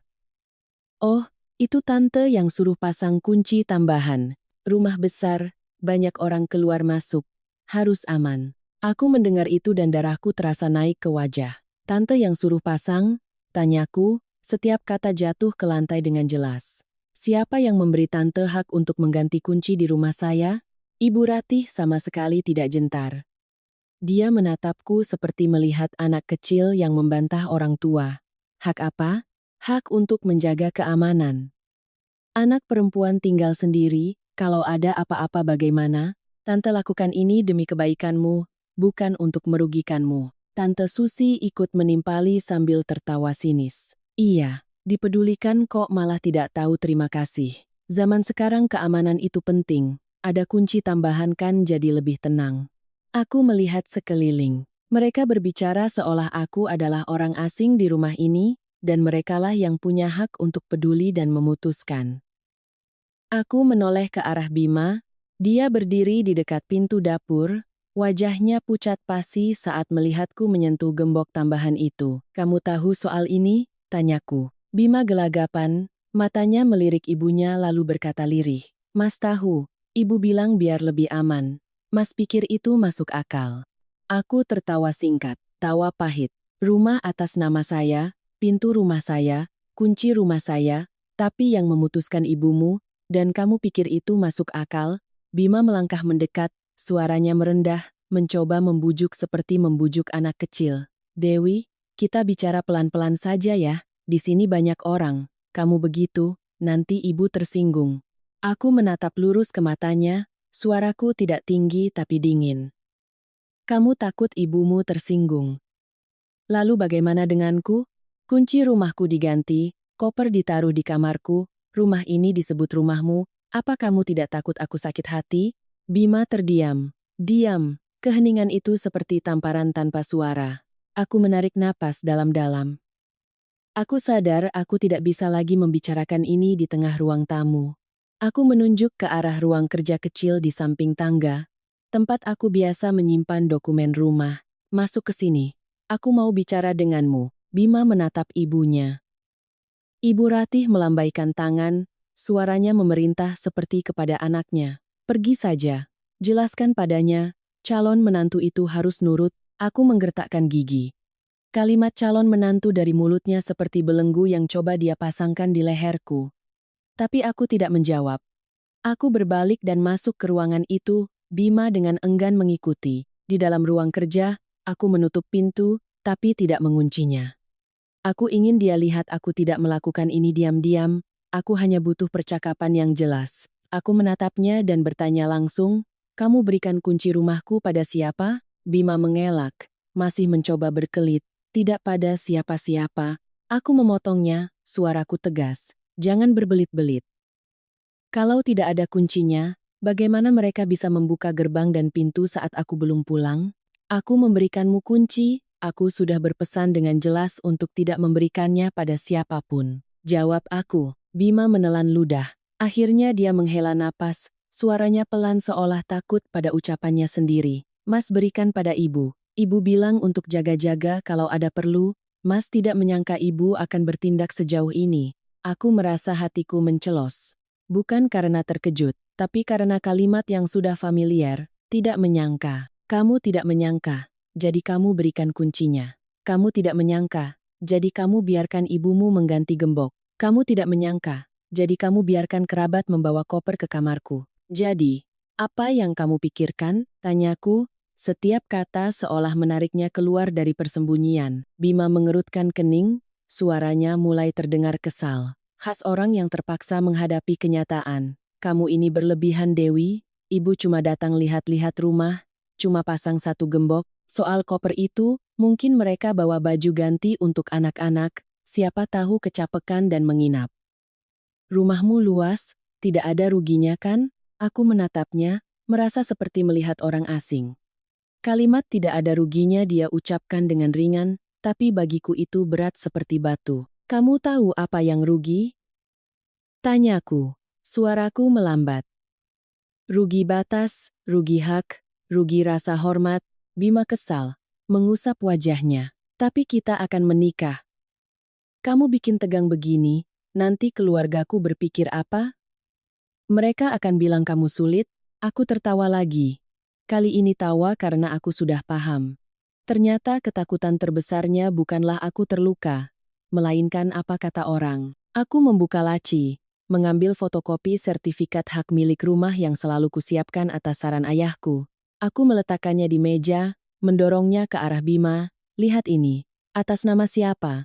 Bima meliriknya sekilas, lalu diam. Aku melanjutkan, aku tidak melarangmu peduli, tapi peduli bukan berarti memberikan hak pada orang lain untuk memutuskan menggantikanku. Aturan tak tertulis seringkali mengalahkan hukum. Kalau aku membiarkan aturan keluargamu menginjak-injakku, mulai sekarang aku akan hidup menurut siapa, menurutku atau menurut ibumu?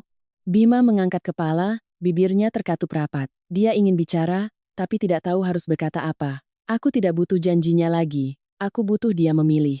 Sayangnya, saat aku menatap matanya, aku melihat keraguan.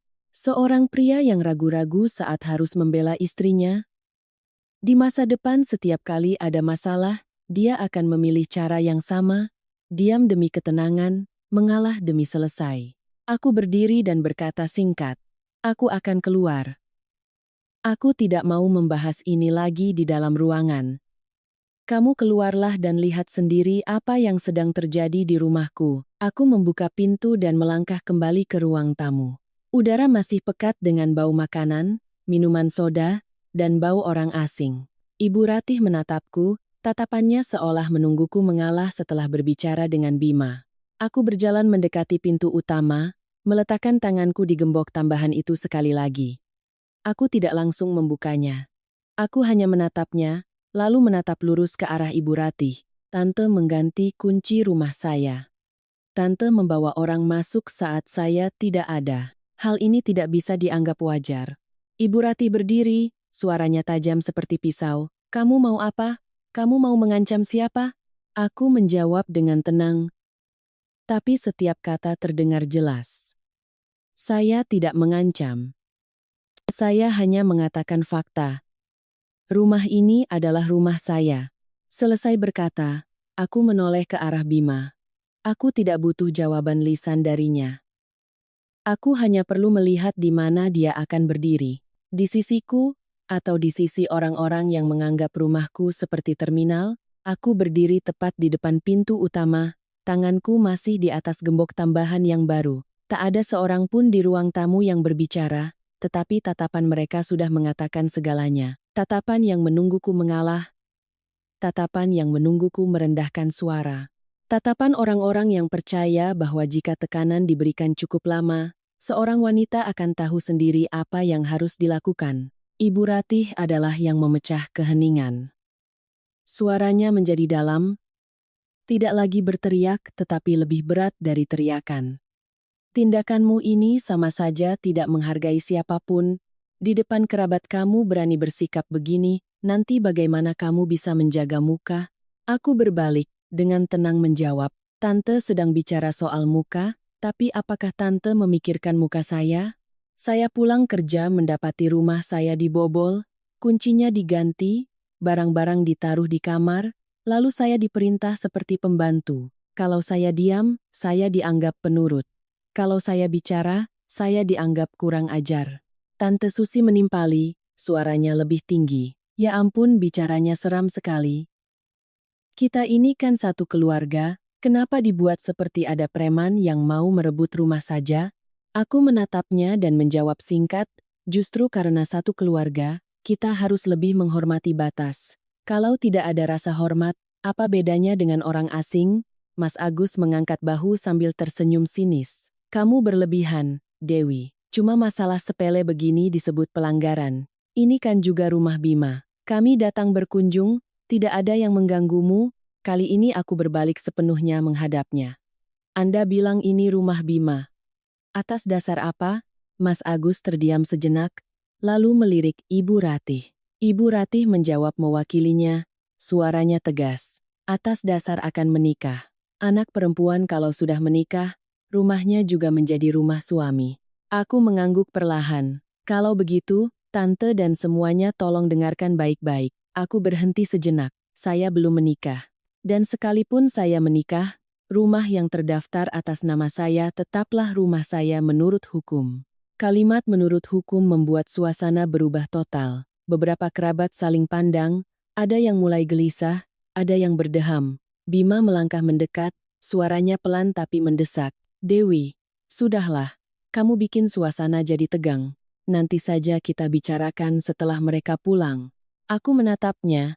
Untuk pertama kalinya tidak lagi berharap dia akan membelaku. Aku hanya berkata, kalau ditunda, besok mereka akan kembali, lusa mereka akan menginap, lalu akan ada gembok baru, kunci baru, dan aku tidak akan bisa lagi berdiri tegak di rumahku sendiri. Selesai berkata, aku mengambil ponselku. Ibu Ratih membelalakan mata. Kamu mau apa? Aku tidak menatapnya.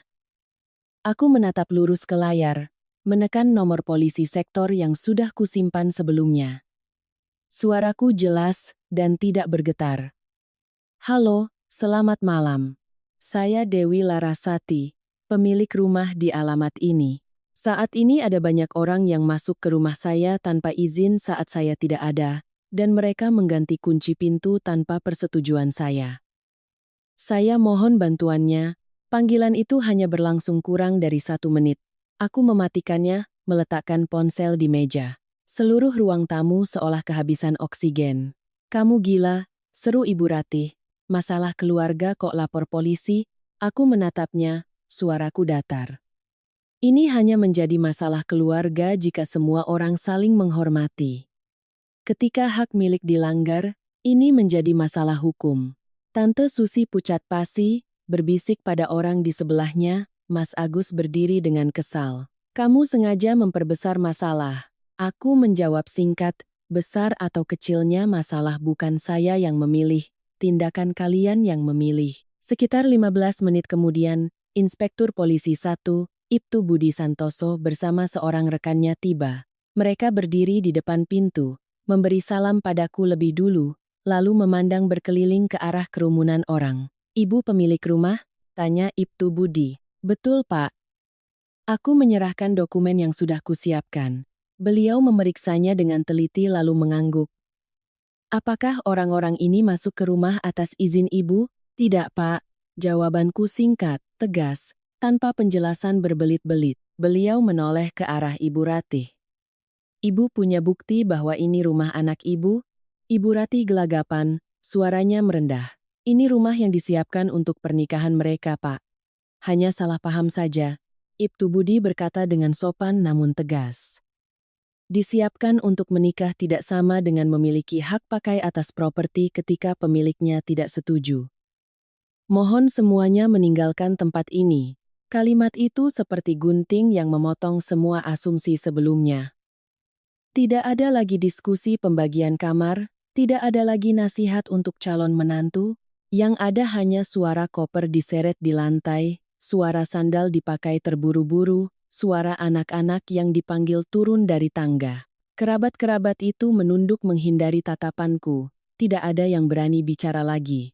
Ibu Ratih menatapku tajam, suaranya terdengar marah dan tercekat. Kamu lakukan ini, lihat saja apa masih ada pernikahan. Aku menatapnya dan menjawab perlahan.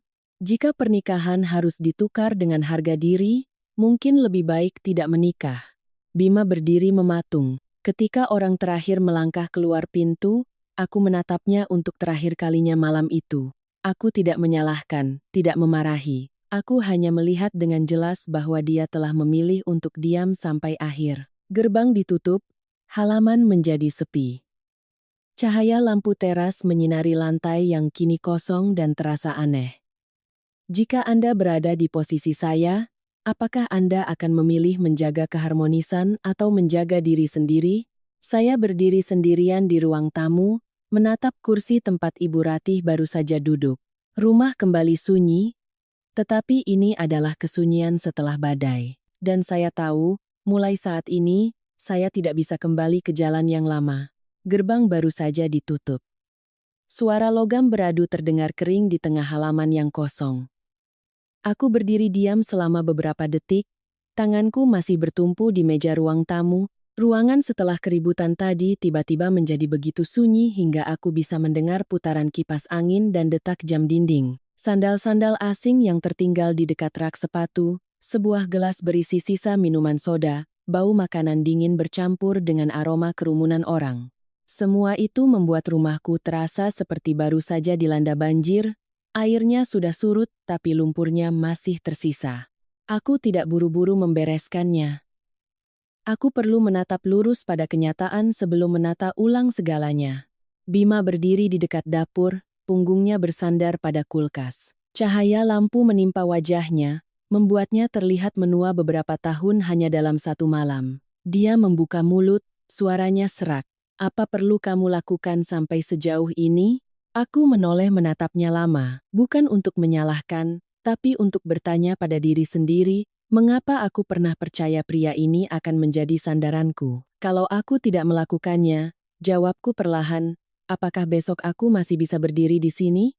Bima mengusap wajahnya dan menghela napas. Aku tahu ibuku keterlaluan, tapi memanggil polisi di depan seluruh kerabat. Apa kamu tidak memikirkan aku? Kalimat memikirkan aku membuatku tertawa kecil. Bukan tawa sinis, hanya lelah. Aku sudah sangat banyak memikirkanmu, kataku. Karena memikirkanmu, aku diam saat makan malam itu. Karena memikirkanmu, aku memberikan kunci. Karena memikirkanmu, aku mendengarkan kalimat tidak apa-apa berkali-kali. Tapi malam ini, aku memikirkan diriku sendiri. Dia menatap lantai, tidak membantah. Keheningan itu bukan lagi karena canggung. Itu adalah pengakuan tanpa kata bahwa di saat dia harus memilih, dia memilih berdiri di tengah agar tidak perlu berhadapan dengan siapapun. Aku berjalan ke pintu utama, mengambil kunci rumah dari sakuku. Aku mencopot kunci yang biasa dia pakai, meletakkannya di meja, lalu berbalik menatapnya. Kamu tinggalkan rumah ini malam ini, Bima mengangkat kepalanya. Kamu mengusirku? Aku menggeleng. Aku tidak mengusir. Aku hanya menegaskan kembali posisinya. Ini rumahku. Kamu bisa di sini selama kita saling menghormati. Tapi malam ini, kamu tidak bisa tinggal. Dia berdiri kaku. Bibirnya terkatup rapat. Aku tahu baginya, meninggalkan rumah ini bukan hanya soal keluar dari sebuah bangunan. Itu adalah pengakuan bahwa dia bukan pemiliknya, dan dia tidak terbiasa dengan itu. Kalau begini, nanti ibuku berpikir apa? Tanyanya, suaranya melemah. Aku menjawab seketika, tanpa berpikir. Apa yang dipikirkan ibumu bukan lagi prioritasku. Kalimat itu jatuh dengan singkat, tidak dengan nada tinggi, tidak dengan getaran. Aku sendiri terkejut dengan ketenanganku. Bima berdiri sejenak lagi, lalu perlahan mengambil sepatunya. Dia tidak membereskan apa-apa, hanya mengambil ponsel dan dompetnya. Sebelum melangkah keluar, dia berbalik. Aku minta maaf. Aku mengangguk. Aku terima permintaan maafmu. Tapi maaf tidak bisa mengembalikan semuanya seperti semula. Pintu ditutup. Suara langkah kakinya menjauh di halaman. Aku mengunci pintu, mengganti gembok utama dengan gembok cadangan yang pernah ayahku siapkan. Aku melakukannya dengan sangat perlahan. Setiap gerakan seolah menegaskan kembali kendaliku atas ruang ini. Selesai, barulah aku mulai bersih-bersih. Bukan karena disuruh siapa-siapa, tapi karena aku ingin rumah ini kembali pada keteraturannya. Aku mengumpulkan gelas dan piring kotor, merapikan sandal, membuka jendela agar udara segar masuk. Setiap pekerjaan kecil yang kuselesaikan, dadaku terasa sedikit lebih lega. Malam itu aku tidur sangat nyenyak. Tidak bermimpi, tidak terbangun kaget. Untuk pertama kalinya dalam beberapa minggu, aku tidak perlu waspada mendengar suara-suara di luar pintu. Keesokan paginya, matahari memenuhi ruang tamu. Aku menyeduh secangkir teh hangat, duduk di kursi yang semalam diduduki Ibu Ratih. Rasanya sangat berbeda. Tidak ada lagi tekanan, tidak ada lagi tatapan menghakimi. Hanya ada aku dan rumahku. Aku sadar satu hal yang sangat jelas. Beberapa hubungan tidak hancur karena pertengkaran, tapi karena salah satu pihak memilih diam di saat seharusnya bicara, dan ketika keheningan itu diulang cukup sering, itu menjadi sebuah jawaban. Aku berdiri, membuka aplikasi catatan di ponsel, menambahkan satu baris terakhir untuk kejadian semalam. Bukan untuk menyimpan dendam, hanya untuk mengingat bahwa batas, jika tidak dijaga, akan selalu ada yang melangkahinya. Rumah ini sudah tenang, tapi hidupku baru saja memasuki tikungan yang berbeda. Menjelang siang hari itu, ketika rumah sudah kembali pada ritme yang familiar, barulah aku benar-benar merasakan ketenangan. Bukan ketenangan yang canggung setelah pertengkaran, melainkan ketenangan yang teratur. Suara angin yang masuk melalui jendela, suara daun bergesekan di halaman, suara air mendidih di teko. Aku baru saja selesai membersihkan dapur dan hendak memasak sayur bening ketika ponselku bergetar. Nomor tak dikenal. Aku ragu sejenak lalu mengangkatnya. Halo, apa benar ini dengan Mbak Dewi? Suara seorang pria paruh baya, bicaranya pelan dan sedikit ragu.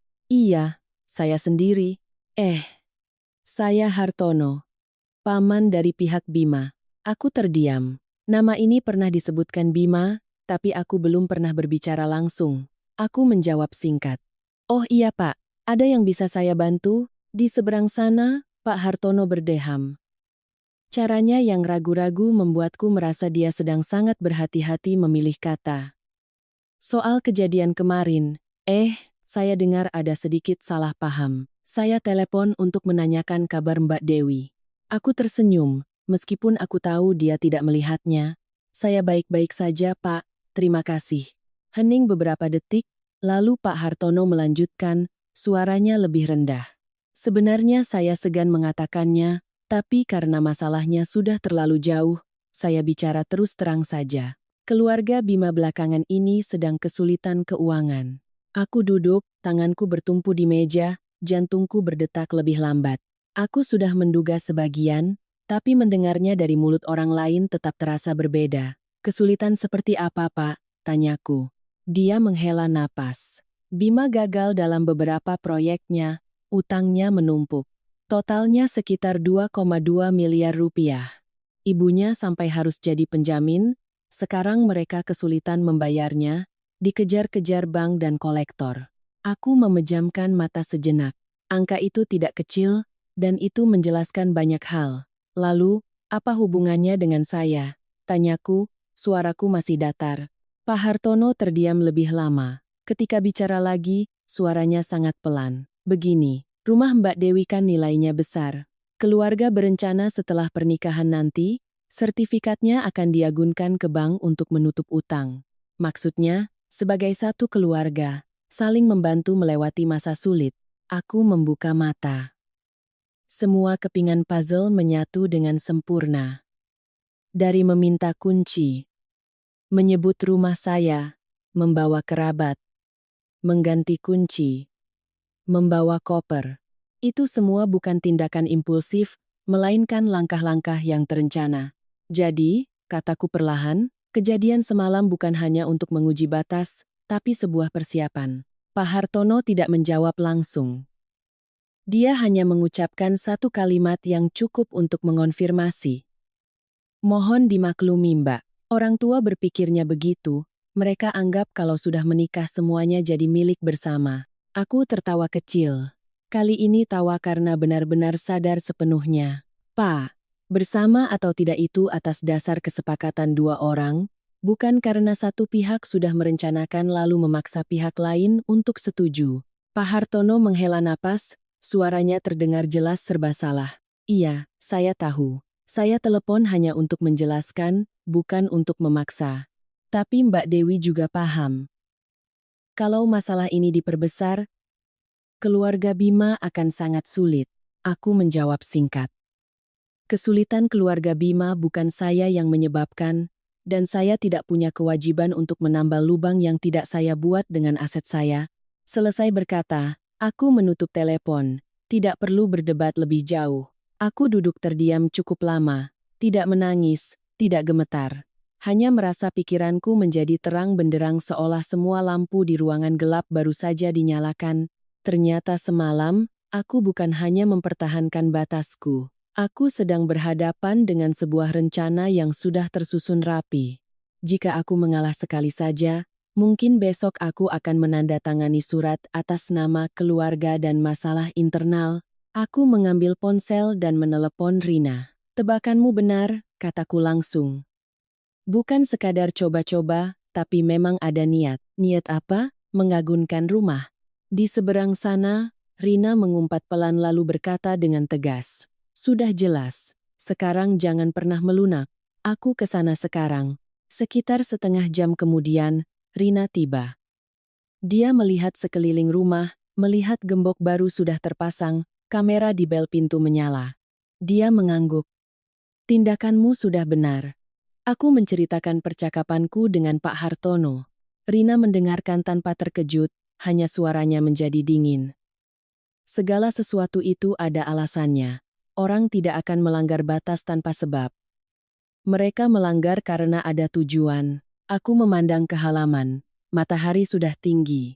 Rumah ini masih berdiri di sana, sunyi dan kokoh. Tiba-tiba aku teringat nasihat ayahku, kalau kamu punya pijakan, kamu tidak akan tersesat. Jika kemarin aku memilih diam, hari ini mungkin aku akan berdiri di rumah ini dengan posisi yang sama sekali berbeda. Bukan lagi sebagai pemilik, tapi sebagai orang yang mempertaruhkan asetnya untuk kesalahan orang lain. Aku membuka catatan di ponsel, menambahkan satu baris lagi. Tidak menuliskan emosi, hanya fakta, 10,45 pagi. Pak Hartono mengonfirmasi utang keluarga Bima sebesar 2,2 miliar, berencana menggunakan rumah saya sebagai agunan setelah menikah. Selesai menulis, aku menutupnya, aku tidak lagi ragu. Ketika motifnya sudah terungkap, maka semua permintaan maaf setelah ini, jika ada, hanyalah upaya untuk menyelamatkan keadaan. Aku berdiri, mulai mempersiapkan langkah berikutnya. Bukan untuk balas dendam, tapi untuk mengakhiri semuanya dengan benar. Karena ketika sebuah pernikahan dibangun di atas dasar perhitungan dan pemanfaatan, maka pergi bukanlah sebuah kehilangan. Pergi adalah sebuah penyelamatan. Sore itu, saat aku baru selesai menyiram tanaman di teras, bel gerbang berbunyi, tidak bertubi-tubi, tidak tergesa-gesa. Hanya satu bunyi singkat, seolah orang yang menekannya juga sedang menimbang-nimbang. Di layar kamera, muncul wajah Bima. Dia berdiri di luar gerbang, tangan di saku celana, terlihat canggung, sangat berbeda dari biasanya. Tanpa kunci, tanpa remote, tidak bisa membuka gerbang sendiri seperti kebiasaannya beberapa minggu terakhir. Aku menatapnya sejenak, lalu membuka gerbang. Tapi hanya membukanya cukup lebar untuk kami berbicara, tidak mempersilakannya masuk. Bima mengangkat kepala, suaranya pelan. Aku mau bicara denganmu. Bicaralah, jawabku. Di sini saja. Dia sedikit tertegun, mungkin belum terbiasa ditahan di luar. Tapi kemudian dia mengangguk, aku minta maaf soal semalam, aku tidak menyangka semuanya akan jadi seperti itu. Aku bersedekap, bersandar ringan di gerbang, dan bertanya langsung. Kamu tidak menyangka, atau kamu tidak mau berpikir? Bima terdiam sejenak, lalu dia mulai berbicara cepat seolah takut aku tidak memberinya kesempatan. Aku tahu ibuku temperamen, Tante Susi juga bicaranya suka berlebihan, tapi aku sama sekali tidak berniat jahat padamu. Soal utang itu, aku juga tidak berpikir ibu punya rencana sejauh itu. Aku menatapnya, suaraku tetap datar. Jadi, utang 2,2 miliar itu benar? Dia terkejut. Matanya menunjukkan kepanikan, karena tidak menyangka aku tahu angka pastinya. Siapa? Siapa yang bilang padamu? Siapa yang bilang tidak penting? Jawabku. Yang penting adalah jawabanmu. Bima menghela napas dan menunduk. Iya, memang ada utang. Tapi aku sedang berusaha menyelesaikannya, tidak separah yang kamu pikirkan. Menyelesaikan dengan cara apa? Tanyaku lagi. Apa kamu pernah berpikir untuk menggunakan rumahku? Begitu pertanyaan itu selesai, aku melihat jakunnya bergerak. Bima mengangkat kepala, mencoba mengalihkan pembicaraan. Kita kan suami istri, milik siapapun nanti juga jadi milik bersama, saling membantu di saat sulit kan tidak ada salahnya. Kalimat itu kali ini tidak lagi membuatku terkejut. Itu hanya mengonfirmasi apa yang sudah kupahami. Bima, kataku perlahan, untuk pertama kalinya memanggil nama lengkapnya. Antara saling membantu dan sudah merencanakan untuk mengambil itu dua hal yang sangat berbeda. Dia buru-buru membela diri. Aku tidak berencana mengambil. Hanya saja, kalau kita sudah menikah, segalanya akan lebih mudah. Rumah ini memang atas namamu, tapi aku kan juga suamimu. Aku tersenyum, tapi senyum tanpa kehangatan. Lebih mudah untuk siapa? Untukmu, untuk ibumu, atau untuk kalian berdua? Lalu aku, kalau terjadi risiko, siapa yang menanggung? Bima mengepalkan tangannya, suaranya mulai sedikit meninggi seperti orang yang terpojok. Kamu ini selalu perhitungan. Apa kamu tidak percaya padaku? Aku menggeleng. Kepercayaan tidak menggantikan tanggung jawab. Dan cinta bukanlah surat jaminan. Dia berdiri diam, menatap halaman di belakangku. Di sana sinar matahari sore jatuh dengan tenang di atas lantai teras. Tiba-tiba aku melihat dengan jelas perbedaan antara dua dunia. Di dalam gerbang adalah keteraturan yang baru saja kuperjuangkan kembali. Di luar adalah kekacauan yang dia bawa. Aku melanjutkan, tidak dengan suara keras. Kamu punya banyak kesempatan untuk membelaku. Cukup dengan satu kalimat, ini rumah Dewi, tapi kamu tidak mengatakannya. Kamu diam. Dan keheningan itu sudah cukup bagiku untuk memahami bagaimana masa depanku nanti. Bima mengangkat kepala, suaranya melemah. beri aku waktu, kumohon, kamu sudah punya waktu, jawabku. Sejak makan malam perkenalan itu, sejak kamu meminta kunci, sejak kamu menyebut rumah saya, sampai tadi malam, kamu selalu punya waktu untuk memilih. Aku membuka gerbang sedikit lebih lebar. Bukan untuk mempersilakannya masuk, tapi untuk menetapkan batas terakhir. Kita berhenti di sini. Wajah Bima pucat. Kamu membatalkan pernikahan? Benar. Dia berdiri mematung. Aku melihat di matanya bukan hanya kesedihan karena kehilanganku, tapi kepanikan karena rencananya gagal total. Bagiku, itu adalah jawaban yang paling jelas. Aku minta maaf, katanya lagi, suaranya serak. Aku mengangguk. Aku terima. Tapi ada permintaan maaf yang tidak bisa membangun kembali pondasi yang sudah runtuh. Selesai berkata, aku menutup gerbang. Kali ini aku tidak menoleh lagi. Di dalam halaman, angin sore berembus pelan di antara pot-pot tanaman. Aku berdiri diam sejenak, mendengar suara daun bergesekan. Perasaanku tidak sepenuhnya lega, tapi sangat jelas. Jelas seperti ketika kita keluar dari ruangan yang pengap dan akhirnya bisa bernapas. Aku tahu mulai saat ini, segalanya tidak akan mudah, tapi setidaknya, aku tidak memilih untuk hidup dalam pernikahan di mana batasku selalu menjadi bahan tawar-menawar. Setelah menutup gerbang, aku tidak berlama-lama di sana.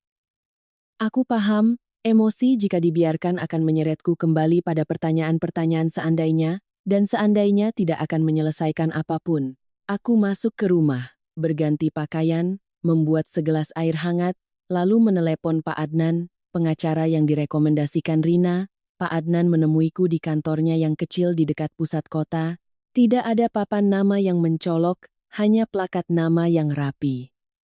Aku suka cara kerja seperti itu, jelas dan tidak bertele-tele. Ketika aku selesai menceritakan semuanya, dari saat memberikan kunci hingga malam memanggil polisi, Pak Adnan tidak menyela. Dia hanya mencatat, sesekali menanyakan kembali urutan waktu agar akurat. Setelah selesai, dia mengangkat kepala dan berkata langsung, Ibu Dewi, tindakan Anda sudah benar dan tepat waktu. Aku menghela napas, seolah baru saja melepaskan batu besar dari dadaku. Dalam kasus ini, lanjutnya, tindakan masuk ke rumah dan mengganti kunci tanpa izin pemilik bisa diproses secara hukum sebagai pelanggaran privasi tempat tinggal. Tapi saya paham, Ibu tidak ingin sampai sejauh itu. Aku mengangguk. Saya hanya ingin semuanya berhenti, tidak mau ada urusan lagi. Pak Adnan tersenyum. Justru karena itu, Ibu harus bertindak tegas. Bukan untuk menyerang, tapi untuk bertahan. Dia memberiku arahan yang sangat spesifik. Mengarsipkan semua dokumen rumah, menyimpan riwayat panggilan dan pesan terkait permintaan kunci dan undangan kerabat, mencatat dengan detail waktu kejadian saat polisi datang, nama petugas yang menangani, sebagian besar sudah kulakukan, tapi setelah dia menjelaskannya secara sistematis, aku baru sadar betapa pentingnya persiapan. Ibu juga sebaiknya mengganti semua kunci, tambahnya, bukan hanya yang utama, tapi semuanya. Aku langsung menjawab, saya sudah mengganti kunci utama. Saya akan ganti juga kunci pintu samping. Dia mengangguk puas. Dan satu hal lagi, jika pihak sana terus menekan, menyebarkan fitnah, atau mengintimidasi, jangan bereaksi secara emosional. Catat, simpan buktinya, lalu laporkan. Aku teringat pesan dari nomor tak dikenal semalam. Isinya ambigu. Jadi orang jangan menutup jalan rezeki sendiri. Aku menunjukkan ponselku padanya. Dia melihatnya sekilas dan berkata singkat. Ini sudah benar. Segalanya butuh bukti. Meninggalkan kantor pengacara, aku tidak merasa menjadi lebih dingin. Aku hanya merasa lebih kokoh. Kokoh seperti orang yang tahu di atas tanah apa dia berdiri. Pulang ke rumah, aku langsung bekerja. Aku mengganti kunci pintu samping, mencopot gembok tambahan yang dipasang Ibu Ratih. Aku memasang kamera keamanan tambahan di bel pintu, dengan sudut pandang yang cukup luas untuk merekam seluruh area gerbang. Bukan untuk mengawasi siapa-siapa, tapi agar tidak ada yang bisa berbohong. Malamnya, kedua orang tuaku datang. Aku tidak menelepon mereka, tapi ibu bilang kangen jadi mampir. Aku menceritakan semuanya, tanpa dilebih-lebihkan. Ayah mendengarkan tanpa menyela. Ketika aku selesai, dia hanya bertanya satu hal, "Kamu baik-baik saja?" Aku mengangguk. Ayah berdiri, berjalan ke pintu untuk memeriksa kunci yang baru. Dia mengangguk-angguk lalu kembali dan berkata perlahan, "Rumah ada, berarti kamu punya pijakan." Ayah dan ibu tidak menyesali apapun, hanya akan menyesal jika kamu sampai menderita. Ibuku duduk di sampingku, menggenggam tanganku. Dalam hidup seorang perempuan, ada hal-hal yang jika dihentikan lebih awal, sakitnya lebih sedikit. Kamu bisa melakukan ini, berarti kamu kuat. Malam itu aku tidur sangat nyenyak. Bukan karena sudah tidak khawatir, tapi karena aku tahu, apapun yang akan terjadi selanjutnya, aku sudah punya cara untuk menghadapinya. Aku sadar satu hal, menjadi waspada tidak membuat kita kehilangan perasaan. Itu hanya membantu kita agar tidak menggunakan perasaan untuk menutupi risiko. Orang tuaku datang ke rumah pagi-pagi. Tidak ada yang banyak bicara. Ibu membantuku merapikan ruang tamu, sementara ayah memeriksa kembali gerbang dan kunci. Kebiasaan beliau setiap kali ingin memastikan segalanya aman. Aku tahu, mereka datang bukan untuk menghadapi siapapun, melainkan untuk berdiri di sampingku. Sekitar pukul 10, Bima menelepon. Suaranya pelan, meminta satu pertemuan resmi antara kedua keluarga. Aku setuju, tetapi dengan syarat yang jelas. Bertemu di rumahku, siang hari, dihadiri kedua orang tuaku, tidak bertele-tele. Keluarganya datang lengkap. Ibu Ratih, Bapak Tirtayasa, Tante Susi, dan Mas Agus. Mereka berdiri di luar gerbang, menungguku membuka. Aku membuka gerbang, tapi tidak langsung mempersilakan mereka masuk. Aku membiarkan mereka melangkah satu persatu, seolah mengingatkan kembali ini rumah siapa. Suasana sejak awal sudah tegang. Ibu Ratih duduk, tidak menatapku, dan langsung membuka pembicaraan. Kalau sudah begini, saya bicara terus terang saja, tindakanmu ini membuat keluarga kami malu di depan kerabat. Ayahku meletakkan cangkir tehnya dan berkata dengan tenang, rasa malu itu datang bersama perilaku, tidak bisa datang lebih dulu. Ibu Ratih menoleh, sedikit terkejut. Mungkin dia tidak menyangka ayahku akan bicara setegas itu. Tante Susi tersenyum sinis. Bapak dan ibu ini mendidik anak bagaimana? Masalah keluarga kok sampai lapor polisi? Anak perempuan seperti ini, nanti siapa yang mau menikahinya? Belum sempat aku menjawab, ibuku sudah angkat bicara, suaranya lembut tapi jelas. Kami mendidik anak untuk berbuat baik, bukan untuk menerima penghinaan. Siapapun yang melangkahi batas di rumah saya juga tidak akan terima. Mas Agus bersandar di kursi, mengangkat bahu. Sudahlah, anggap saja salah paham. Sekarang kita duduk baik-baik, jangan dibuat tegang, nanti bagaimana mau saling bertemu lagi. Aku menatapnya dan berkata langsung, salah paham itu kalau orang salah bicara. Ini adalah ketika orang membawa koper ke kamarku dan mengganti kunci pintu rumahku. Tidak ada yang tersenyum lagi. Bima, yang sedari tadi diam, akhirnya bicara. Bima minta maaf. Bima tidak menduga semuanya akan jadi begini. Bima harap kedua pihak memberi kesempatan untuk memperbaiki. Ayahku menatap lurus ke arahnya. Kesempatan memperbaiki itu dimulai dari mengakui kebenaran. Apa kamu berniat menggunakan rumah ini untuk melunasi utang? Pertanyaan itu langsung ke inti masalah, tanpa basa-basi. Bima menunduk, tidak menjawab. Keheningannya membuat ruangan terasa dingin.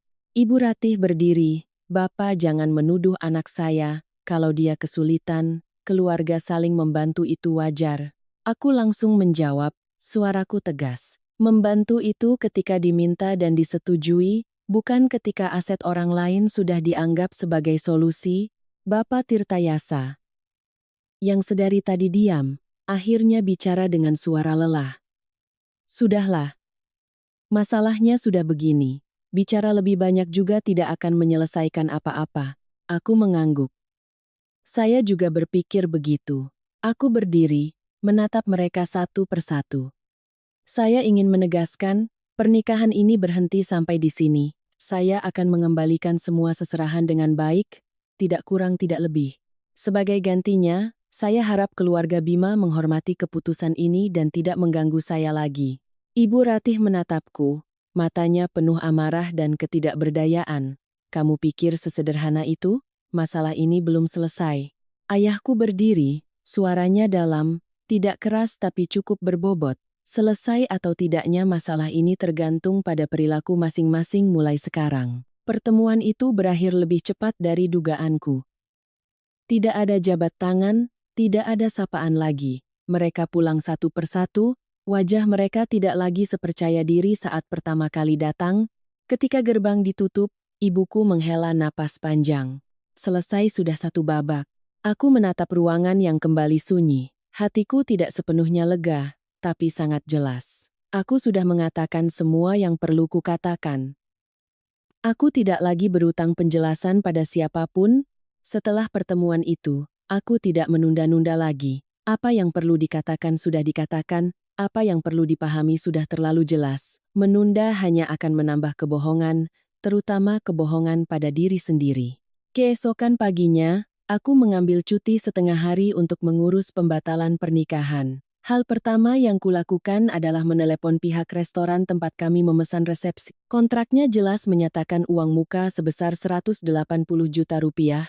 Jika dibatalkan mendekati hari H, sebagian akan hangus. Aku membaca kembali klausulnya dengan teliti dan menandatangani surat pembatalan. Kehilangan uang memang menyakitkan, tapi lebih baik kehilangan uang daripada kehilangan rumah dan ketenangan seumur hidup. Manajer restoran menatapku dengan prihatin. Sudah yakin, Mbak? Aku mengangguk. Sudah, Pak. Ada hal-hal yang jika dihentikan lebih awal, lukanya tidak akan terlalu dalam. Selesai urusan resepsi, aku mengurus layanan lainnya. Gaun pengantin, dekorasi, undangan. Setiap tempat memberiku pertanyaan yang sama, dan setiap pertanyaan terasa seperti jarum yang menusuk kenangan yang belum dingin, tapi aku tidak menghindar. Aku menjawab singkat, tidak mengeluh, tidak bercerita. Aku tidak ingin menjadi bahan kasihan siapapun. Siang harinya, aku menerima telepon dari seorang kerabat jauh Bima. Suaranya terdengar setengah menyelidik, setengah menyalahkan. Dengar-dengar Dewi bikin masalah besar ya? Urusan keluarga kok lapor polisi? Aku menjawab dengan sangat tenang. Iya, Bu. Karena saat itu ada orang yang masuk ke rumah saya tanpa izin dan mengganti kuncinya. Saya tidak punya pilihan lain. Ujung telepon di sana hening sejenak, lalu ditutup. Aku tahu, sejak saat itu, cerita-cerita akan menyebar, tapi sudah di luar kendaliku. Benar saja, beberapa hari kemudian, aku mulai mendengar bisik-bisik. Ada yang bilang aku materialistis. Ada yang bilang aku merendahkan keluarga Bima. Ada yang menceritakan versi yang setengah benar setengah salah bahwa aku sengaja membuat keributan agar bisa batal menikah. Aku mendengar semuanya, lalu mengabaikannya. Rina datang dan menceritakan gosip terbaru dengan kesal. Mereka menyebarkan rumor kalau kamu meremehkan keluarga mereka, membuat mereka malu. Aku hanya tersenyum tipis. Orang mau bicara apa itu hak mereka. Kebenaran adalah milik kita. Ayahku mendengar kabar itu dan hanya berkata, sesuatu yang tidak benar tidak akan bertahan lama. Tapi keluarga Bima tidak berhenti pada rumor. Suatu sore saat aku baru pulang kerja, ada dua orang asing berdiri di depan gerbang, mengaku sebagai kenalan dari pihak Bima dan ingin bicara. Aku tidak membuka gerbang, aku berdiri di dalam rumah dan menjawab dari balik pintu. Ada urusan apa? Bisa bicara dari situ. Salah satu dari mereka berkata dengan nada setengah memohon, setengah mengancam, masalah ini kalau diperpanjang, nanti kita juga yang sulit bertemu. Aku menjawab singkat. Sulit atau tidak tergantung perilaku. Saya tidak menerima tamu yang tidak diundang. Selesai berkata, aku menutup pintu dalam. Kamera keamanan merekam semuanya. Aku tidak berdebat, aku tidak perlu membuktikan diriku benar dengan kata-kata. Aku membiarkan gambar yang berbicara. Malam itu, aku menerima beberapa pesan lagi dari nomor tak dikenal. Isinya tidak kasar, tapi cukup jelas maksudnya. Ada yang bilang jadi orang harus punya toleransi. Ada yang bilang perempuan jangan terlalu kaku. Aku mengambil tangkapan layar, menyimpannya, lalu mematikan ponsel. Terkadang, saat duduk sendirian di rumah, aku juga merasa sedih. Bukan karena merindukan Bima, tapi karena merindukan bayangan tentang keluarga yang harmonis yang pernah kubangun di kepala. Tapi setiap kali perasaan itu muncul, aku teringat pada gambar gembok baru yang terpasang di pintuku malam itu, dan aku kembali sadar. Orang bisa saja menyebutku kaku, tapi jika aku lunak, harga yang harus kubayar akan jauh lebih besar. Seminggu kemudian, aku mendapat kabar dari Rina. Keluarga Bima mulai kalang kabut, penagih utang datang ke rumah, bank terus menekan. Kerabat-kerabat yang dulu lantang membahas pembagian kamar, kini menghindar. Tidak ada lagi yang berani menjamin. Rina mengucapkan kalimat yang sangat realistis. Ketika mereka tidak bisa mendapatkan rumahmu, barulah mereka mulai melihat utang mereka sendiri. Aku tidak merasa senang. Aku hanya merasa segalanya kembali pada keteraturannya. Siapa yang berbuat salah, dia yang harus menanggung. Aku tidak lagi terseret dalam pusaran itu. Malam itu aku menyeduh teh dan duduk di teras. Angin sejuk, halaman sunyi. Tidak ada lagi suara kendaraan asing, tidak ada lagi tatapan menghakimi. Aku paham, gosip akan berlalu, tapi rumah ini dan ketenangan di hatiku adalah hal yang akan tetap ada. Dan aku tahu, badai mungkin belum sepenuhnya reda.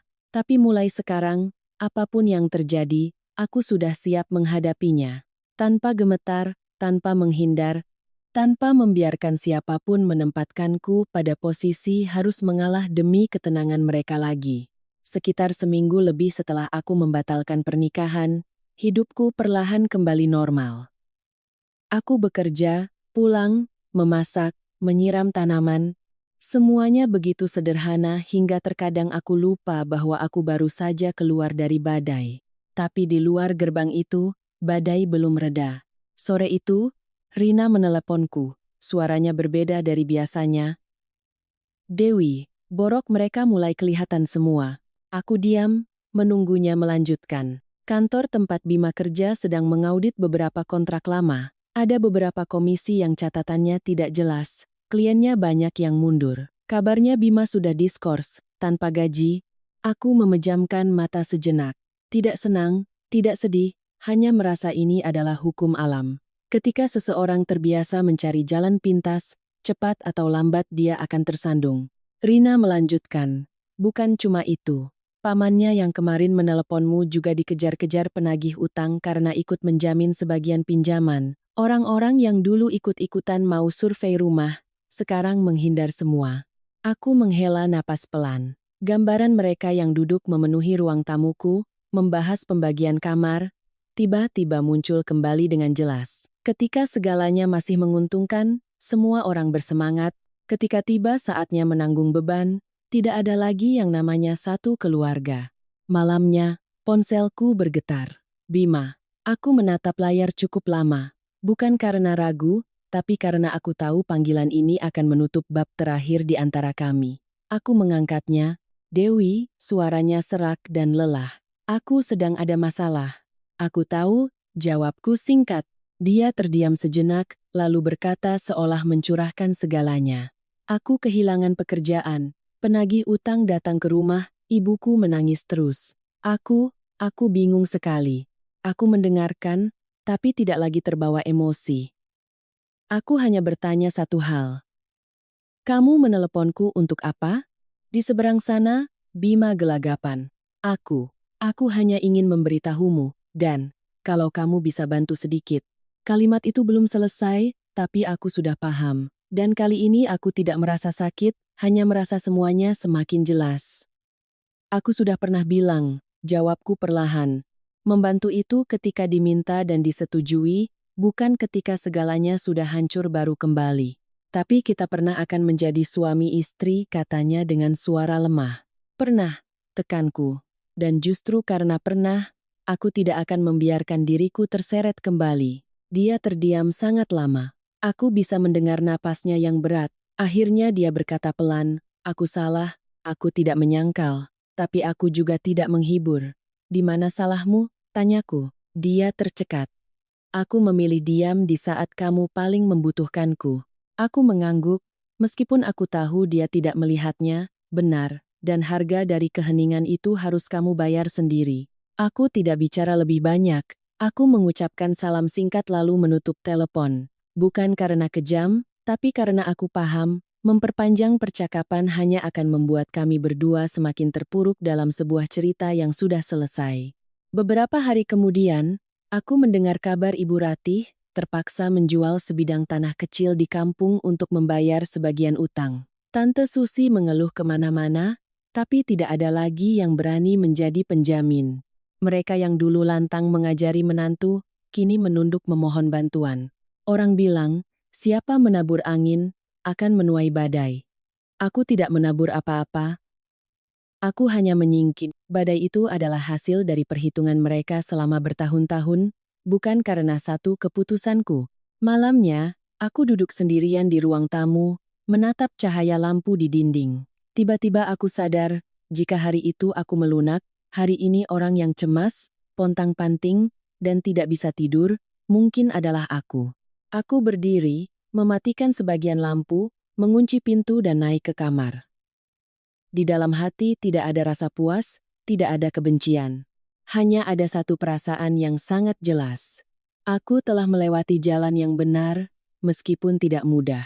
Waktu berlalu perlahan, seolah memberiku jeda untuk meresapi semua yang telah terjadi. Hampir 3 bulan setelah hari pembatalan itu, rumahku telah kembali menjadi tempat tinggal yang sesungguhnya, bukan lagi benteng pertahanan. Pagi hari aku bangun lebih awal, membuka jendela. Sinar matahari memenuhi ruang tamu, jatuh di lantai membentuk garis-garis panjang. Aku menyeduh teh, membawanya ke teras, duduk memandangi tanaman di depan rumah yang kembali hijau. Aku menanam beberapa pot kemangi, beberapa bunga kecil. Bukan untuk pamer, tapi agar setiap kali melangkah ke halaman, hatiku terasa tenang. Dapur telah kutata ulang dengan rapi. Aku memasak makanan sederhana untuk diriku sendiri. Sayur bening, ikan goreng, semangkuk nasi hangat. Tidak lagi memasak untuk mencari muka, tidak lagi memasak dengan beban untuk membuktikan siapa diriku. Aku memasak karena aku suka, itu saja sudah cukup. Sesekali aku masih mendengar kabar tentang keluarga Bima. Bukan karena penasaran, tapi karena kabar itu datang sendiri. Utang mereka belum lunas, hubungan kekerabatan retak. Orang yang dulu paling vokal, kini menjadi yang paling diam. Apa yang mereka tabur, akhirnya mereka tuai sendiri. Tidak ada yang bisa menanggung beban orang lain. Aku tidak merasa senang, tapi aku melihat dengan jelas satu hal. Keadilan tidak datang dari balas dendam, melainkan dari kenyataan bahwa setiap orang harus menghadapi konsekuensi dari pilihan yang mereka buat.